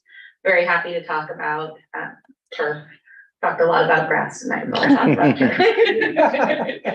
But I feel correct if I'm, do we need a motion or you just need a We, consensus? we don't, but I think you should, I think you I think you do a motion. Let's show shows. Can I just piggyback on what Christina was saying about Townsend? So Townsend can help with the grant writing and the administration of the grants, getting the reimbursements and things like that. But what they can't do is the project management, which would be something that she could handle Mhm. in that, within that process. So then. Like it would be- collaboration. Yes. Mhm. Okay. One more thing, if we get enough grants to, in some ways, the administration, we could maybe find a way to support a sort of a project manager down the road. Just by way of the grants. Okay, then there is an approval request by Parks and Recreation. I would like, you want to go ahead and move on that, just to. Yes, Support I'll the, motion to approve the Parks and Recs Commission solicitation to secure funding and administer a grant to install turf at Jack O'Connell. I will second that. Any discussion? Yay! All those in favor of the motion say aye. Aye. Thank you. Thank you for Enrique, your time. you want to say something, Enrique? Real quick. Okay, sure. Who were you yelling at today? This is from the weekend, so. Uh-huh. I think my voice- He was been very good. No, yes, when Pasadena was built, I always had a feeling there's gonna be somebody there. Yep. I knew, that's why I always said, because one day they're probably gonna take over, it is what it is. And, so I don't really mind that because things like this happen. You gotta accept good ideas and new ideas and things can happen, and this is gonna be great. And this is something that this town really needs, and it will bring a lot of people, I'm sure you guys understand that. And I appreciate you guys' support, and I thank you. Thank you, Enrique. Enrique, also thank you for your years of dedication to the youth here. Right. I think Emily and Enrique need a proclamation. You gonna write it? Yeah. When they get the 1.5 million. Yeah, you gotta keep them, you're hungry. Maybe from the Super Bowl this year. There you go. Okay, next item 15, city facility and parks use fee schedule. So I don't have a lot to say about this. It's honestly exactly the same thing, except I just changed the nonprofits rates to the 20% discount off of the regular rates. That's pretty much it. Everything's the same. It's just the resolution and then the correct format of the master fee schedule. And then the format that I showed you guys before, that's more of like an internal thing. So I'm just gonna plug in everything that is approved on the master fee schedule and put that into that other format. Is there any, Wait, may I ask for clarification, you mean the changes made are very little since the last meeting or since the master fee schedule was last adopted for those who were watching? Yes, That since the didn't last. see the meeting. last meeting, okay. Yes, since the last meeting. Thank you. any questions from the council on what's presented? No. Who's ready for the motion there? I make a motion to adopt the city facility and park use fee schedule update. And that's a resolution Is there a resolution in the back? Oh, sorry. Yes. 2023-76. And make a motion to pass 2023-06. Is there a second? I'll second. Discussion. Yay, progress. This is a good meeting. It is. Roll call, It's been please. a long time. Councilmember Unity Costa Junior, absent. Councilmember Christina Hernandez. Aye. Councilmember Gilbert Robles. Aye. Councilmember Megan Lazardi. Aye. Mayor Harrison Julian. Aye. Thank you, Hannah. I know Thank you've been bounced around like a little ball. but Appreciate you standing Thank with it. you. Okay, we're going to Sixteen? take Expansion of residential permit parking pilot for project, 1,000 block of Wellington Street. Tip the cash. Thank you, Mr. Mayor, and Council. Let me be concise in this one here. Recommendations, Sorry, It is recommended City Council adopt resolution number 2023-77, expanding the pilot program for the 1,000 block of Guadalupe Street. Just a concise aspect of the background. The City Council, you had directed staff to develop a permit parking program that will allow the residents at 4 residential units located in the 1,000 block of Guadalupe Street to legally park their vehicles overnight, with the exception of Friday morning between 6 a.m. so the street sweeping can be performed. At that time, that is what staff only found was the 4 residential units that did not have off-street parking. Later on, we had residents that came in that were in that same area, and that staff had unknowingly overlooked an additional units that did not have off-street parking. So the proposed resolution for the council consideration is essentially the same as a resolution that was establishing the pilot residential parking program for the 1,000 block of Guadalupe Street, but eliminates references to the number of residents in that area without off-street parking. So it takes out just looking for the 4 parking spaces, and it includes the whole street. The other add part to this, the staff report for the staff from this pilot program states that should this program be successful, it could be expanded to other areas in the city that face similar challenges. If the program is not successful, the council could eliminate it. Staff believes this program could be made permanent for the 1,000 block of Guadalupe Street because it appears to have solved a significant problem for residents in this area who do not have off-street parking. And should the council agree, staff would welcome any direction from the council concerning that. In addition, the council may wish to consider allowing this program to apply citywide on a case-by-case basis. If so, staff would again welcome any direction from the council concerning this issue. And at this time, there's no fiscal impact. So that's our report concerning that staff report. now, there was four homes initially, 4 Residents, correct, sir. What if they have 3 cars each? We only, the way that this was written out, we said it was a case-by-case basis because we're looking at citywide. So whatever the residents at the house, and we're trying to really utilize what our permitting or Bill just left. Bill Scott. Bill Scott. I'm sorry. He's the Planning. I'm sorry, we're apologizing. We're trying to utilize the 2 parking spaces per residence. So we're trying to stay within those same kind of parameters, and that's all that we're looking at each residence. But it's only a matter of how many parking spaces that are allowed on that street. When we said the 4 houses, there were only 3 parking spaces that were in front of that location. So we gave out 4 parking permits, but we let them know there were only 3 spaces. So first come, first serve. Across the street, going all the way from 11th down to 10th, I think there were 7 parking spaces. Now we're utilizing some residents that are behind the post office and some of the residents that are, I believe it's just south of the Dune Center.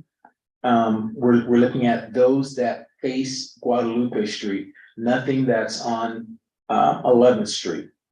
And so we would only give parking permits to the ones that are directly affected, and it'll be first come, first served for only the parking spaces that are allotted on that street. So I hope that. so you have another north of the Dune Center, you've got 2 apartments there. And so if this is folded in, you're saying that there could be 2 each approval for cars. The two homes that are north of the Dune Center Right. on 10th would be able to apply. But there's only limited parking, so it still comes a first come, first serve. So just because you have a parking permit, does not mean you have a parking Well, space. let me drill down a little more. So I have two cars. Where do I put that permit? Either one of your two cars, but those cars have to be registered to that address. So then it's only one, could only be one car. Because of per time, if you have two apartments with 4 cars. Then you have, where does each one get a sticker? So I don't think each car, it's not based on how many cars they have, it's 2 per resident, correct? Well, And it's up to the what if I have cars that I have to, You have several cars? yes, Nope, you get 2 permits for that residence. and so it's You gonna be. decide what you're gonna tag cars. the car. Yeah. Yes. we'll tag the cars. from vehicle to vehicle. No, it's stuck and we take down the license plate, so Oh, you so have it to is specific decide to the vehicle. which particular car that you're gonna park. And because you will not be able to move that sticker from vehicle to vehicle. Now, in those 2 homes that I'm talking about, is there only one parking space or is there 2? I think there's only one I parking. think directly there should only be one. Okay, so then they could take that other car and park it anywhere within the 1100 block. Within that 1100 block, correct? And so now you got 4 on the other side. That's correct. Hmm. It's one of those things we had to look at what's going to assist. We're not gonna make it perfect, but what's going to assist with, right now, they had no off-street parking, Mhm. period. So this at least gives the residents an opportunity. You have a residence, you're able to get a permit, but it comes first come, first serve. So, that's the only way that we thought we could. Well, if they're gonna be, they're only gonna be able to select one car and tag it, then that's fine. My concern, and you're talking about moving that elsewhere, you look at Romos, both sides of the street, there's not enough parking. So what happens if we say that that's gonna be applicable to that side of the street too? Right. Down south of, about 7, Similar. yeah. Right now, the way that we look at that, and we hone this with our city attorney, is the homes in the 1000 block of Guadalupe, they have no off-street Right. parking. The homes in the 700 block, there is off-street. It might not be enough, but there is Okay. off-street parking. So as a case-by-case basis, they would not qualify, And that's fine, because you'd have everybody. everybody with a permit thing. And that's why we spoke with the city attorney, we wanted to include that case-by-case basis. Yeah, to be clear that you can't qualify for this if you have. Unless you don't, well, I guess I didn't know that these properties had any. I thought they didn't have any on-site parking, but it may be that there might have one spot, but it's like multiple apartments and there may not be enough, I don't know, but generally the ones that, when the pilot program was intended to get, one of the conditions of getting a permit is you live somewhere that's a legally non-conforming dwelling unit that does not have any on-site parking. And thus there is no place for them to park near their home.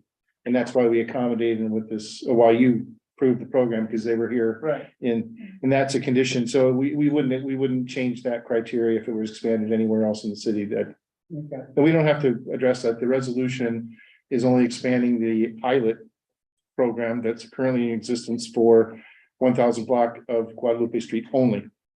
We want a direction, if you were interested in making that a permanent program, or if you wanted to keep it pilot still.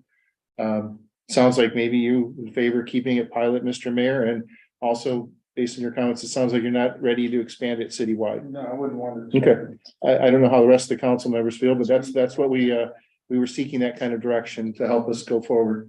Well, I think so correct me if I'm wrong, we could say we're still piloting, Yes, but we are removing the language for the limit of the 4 resident and allowing that potential expansion to happen. Is that correct? Is that one of the? yes, Okay. I mean, But we would- just we for could- the 1000 block. Just for that Yeah. 1000 block, and we could see how that goes.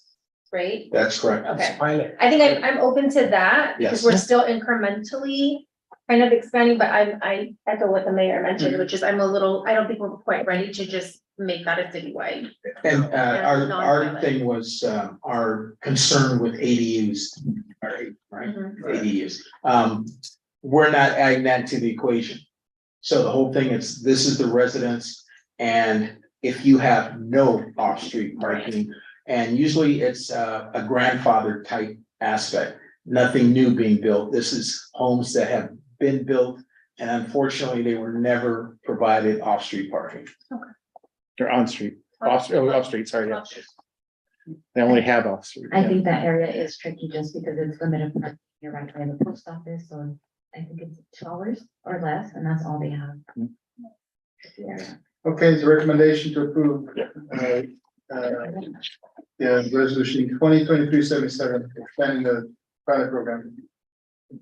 Is there a motion to approve that resolution? I'll motion to approve adopting resolution 2023-77, expanding the pilot program for the 1,000 block of Guadalupe Street. I second. The second discussion, roll call, please. Councilmember Eugene Best Junior Hanson. Councilmember Christina Hernandez. Aye. Councilmember Gilbert Lobos. Aye. Councilmember Megan Lozaldi. Aye. Mayor Stone Julian. Aye, that resolution passes. Thank you, Chief. Thank you. Thank you. Item 17. Expedited permitting process for EV charging stations. Bill. Thank you, Mr. Mayor.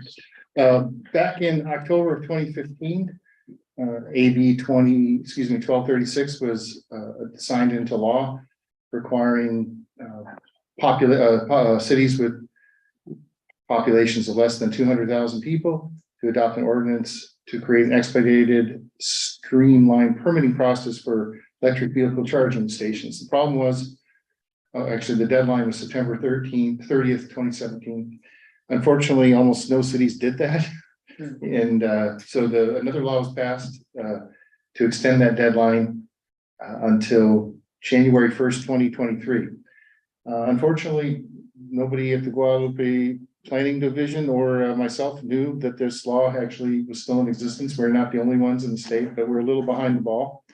And we, a nonprofit organization that's mission to get this done, contacted us, and they were very nice, and they said, do you know you're supposed to have adopted this? And we're like, oh, no, we'll get to it right away. So that was about a month ago, and here it is. You really don't have a lot of discretion. You have to pass something like this. This is a model ordinance that I crafted from both the model that they sent, the organization, plus city of Goleta and the city of Santa Maria. I just took what I thought was the best and made an ordinance that complies with the requirements of the law. And I don't think I need to set forth the summary. It's pretty simple. It requires essentially administrative approval of EV charging stations. It's ministerial for the most part, limited to health and safety. Electronic submittals and signatures to be accepted, so not to slow things down. And also that I don't think there are any, but permit approval would not be subject to the approval of like a homeowners association. And only one complete written correction notice to deal with all the deficiencies. So if you miss one, you don't get them, they don't have to fix it.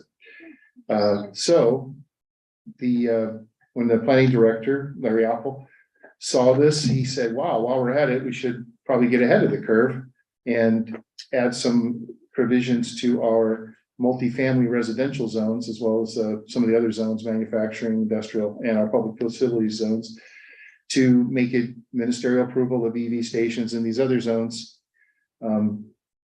Because our zoning code.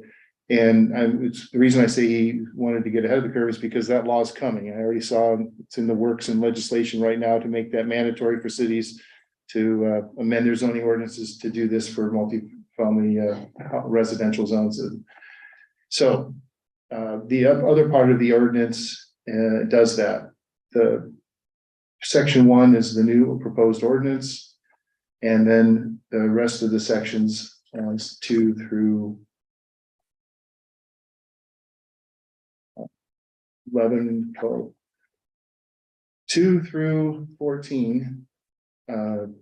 Basically just amend various provisions of Title 18 to include electric vehicle charging stations as permitted uses, not conditionally permitted uses, in other words, ministerial review. And that concludes my report. Happy to answer any questions if I can. Okay, Todd? SlowCal talked about, they would install these 122 kW electric. Does that play into this ordinance? I don't know what you're referring to. Well, the cannabis is, they said on their commercial project. Would that play into this? If they need a permit, I don't think so, because it's part of their conditional use permit, so they're not gonna need, if they hadn't requested it already and it hadn't been approved as part of the conditional use permit, they could, after this takes effect, they could take advantage of it and get it quickly permitted. Now, how about let's just say Tesla came back and they found a spot, could they? They could certainly do that, yeah. All right, all we need from us is to introduce and conduct first reading of by title only, waiving further reading of ordinance 2023-511, establishing an expedited permitting process for electric vehicle charging stations. Correct, because there's no one in the audience. Right. So no need for public input. So we're good with that? Yes, that was perfect. Thank you. All right, Wait, I'm sorry. We have to actually have a motion. You Okay. were calling for a motion based on that. And I was Yeah, expecting motion some, to that yeah, effect. First reading. All motion to that effect for the first Perfect. reading. Is there a second? I second. All those in favor of the motion, say aye. Aye. Thank you. Now 18, future agenda item. Wait. Wait. Yes, never mind, sorry, yes. Go ahead. It confused me, have successor agency for. Okay, we need something else to add to that. Any council member wish or staff person who wishes to add to our future? Well, I had a comment regarding our state of the city. I think that it's premature to schedule that, because everything that we've got here is the state of the city. I know, we keep talking about it. No, I think it could wait. Okay. Just leave it on the back burner until I was kind of nervous about 2096. it. Okay, Future agenda item. so keep it on, just keep it on as a Just future. leave it there in case it pops up to where people are saying, where is it? So I say, well, that's Here. Bill, yeah, All yeah, right. yeah, take this. Every week, it's right there on the. I do have a question. Oh, Previously, we used to have rent stabilization under other unscheduled items, but it's no longer there. Well, at one point, I think when Tony was here, Councilmember Tony was here. Yeah, It took me a long time to bring people forward, one from the real estate component side of rent stabilization, their viewpoint, and then another group that was more for minimizing the amount or putting a cap on rents. exactly. And so I wanted to at least give a balanced approach from both perspectives. And they came and presented, one was out of Santa Barbara, and I think there was another group, I think they both were out of Santa Barbara. One was sort of pro letting free market fly, and the other one was more, hey, putting a cap on it. But I think the idea is that I think the state caps it anyway. And I think the council just more or less, we just kind of let it go unless you want me to bring it back for another presentation. I could do that. I can try to search for groups. I think I was just curious, talking to local families, they mentioned that they aren't able to afford rent. I think right now mortgage is at 7%, meaning $5,000-6,000 for some family members.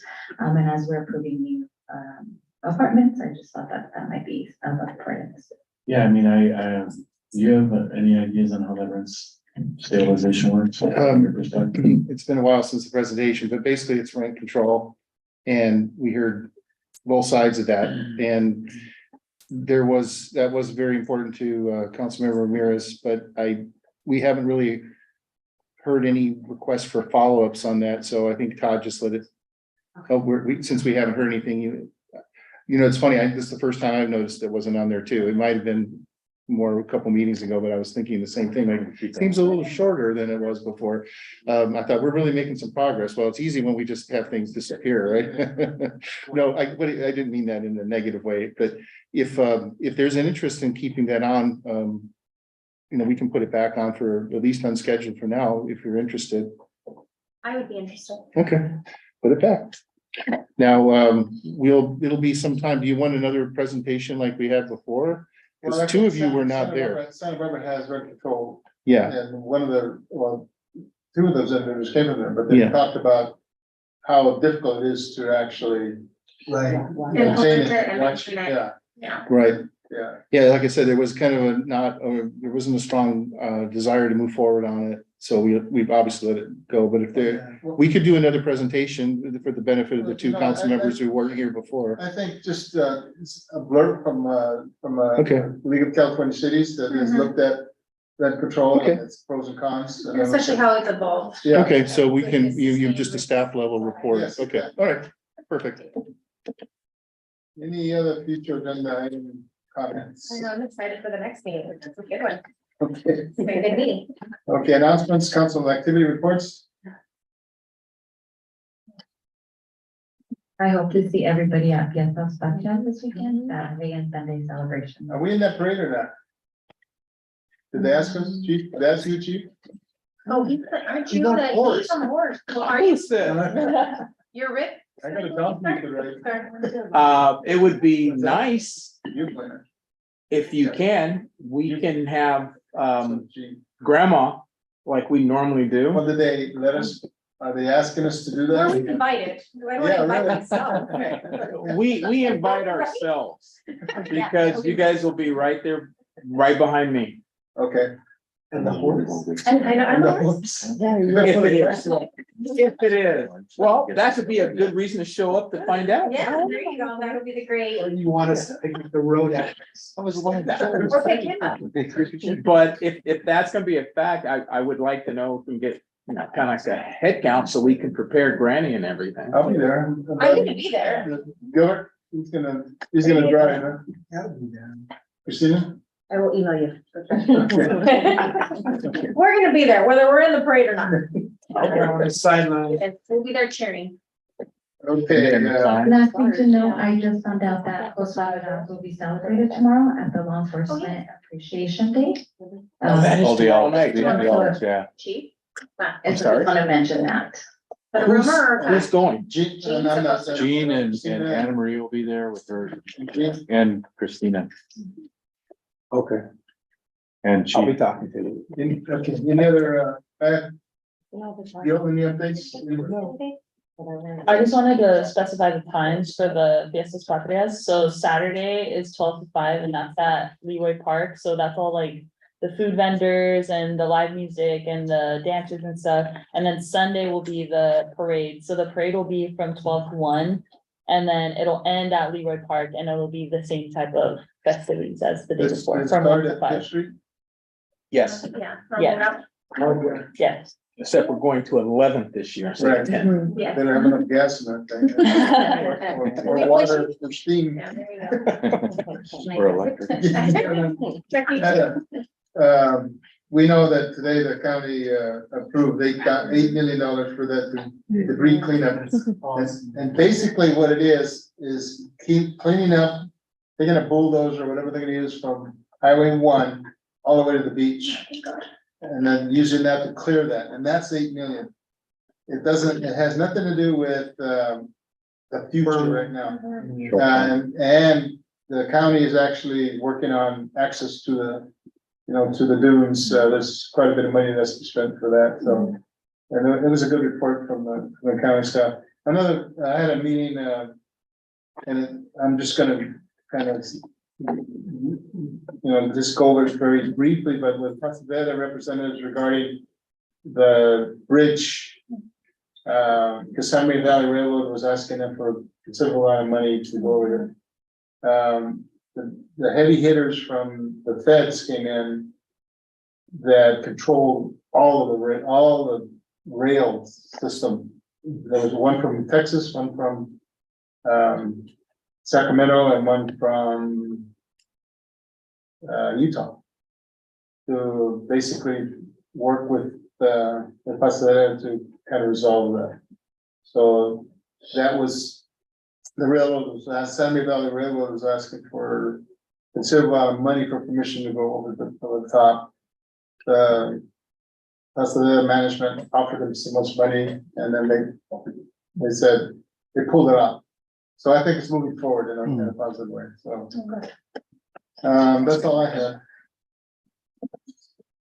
Okay, are we gonna adjourn to closed session? No, our successor agency, right? That's full. Yeah, that It's been full. was pulled because of the. We can go with it if you want. We'll be the only one talking. It's exciting. Exciting information.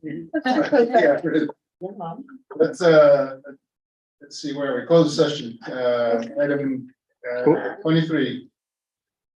Am I 23 or, no, 22, adjournment to closed session. Is there a motion to adjourn to closed session? I motion to adjourn to closed session. Is there a second? I second. All those in favor of the motion say aye. Hi. Now that's your break.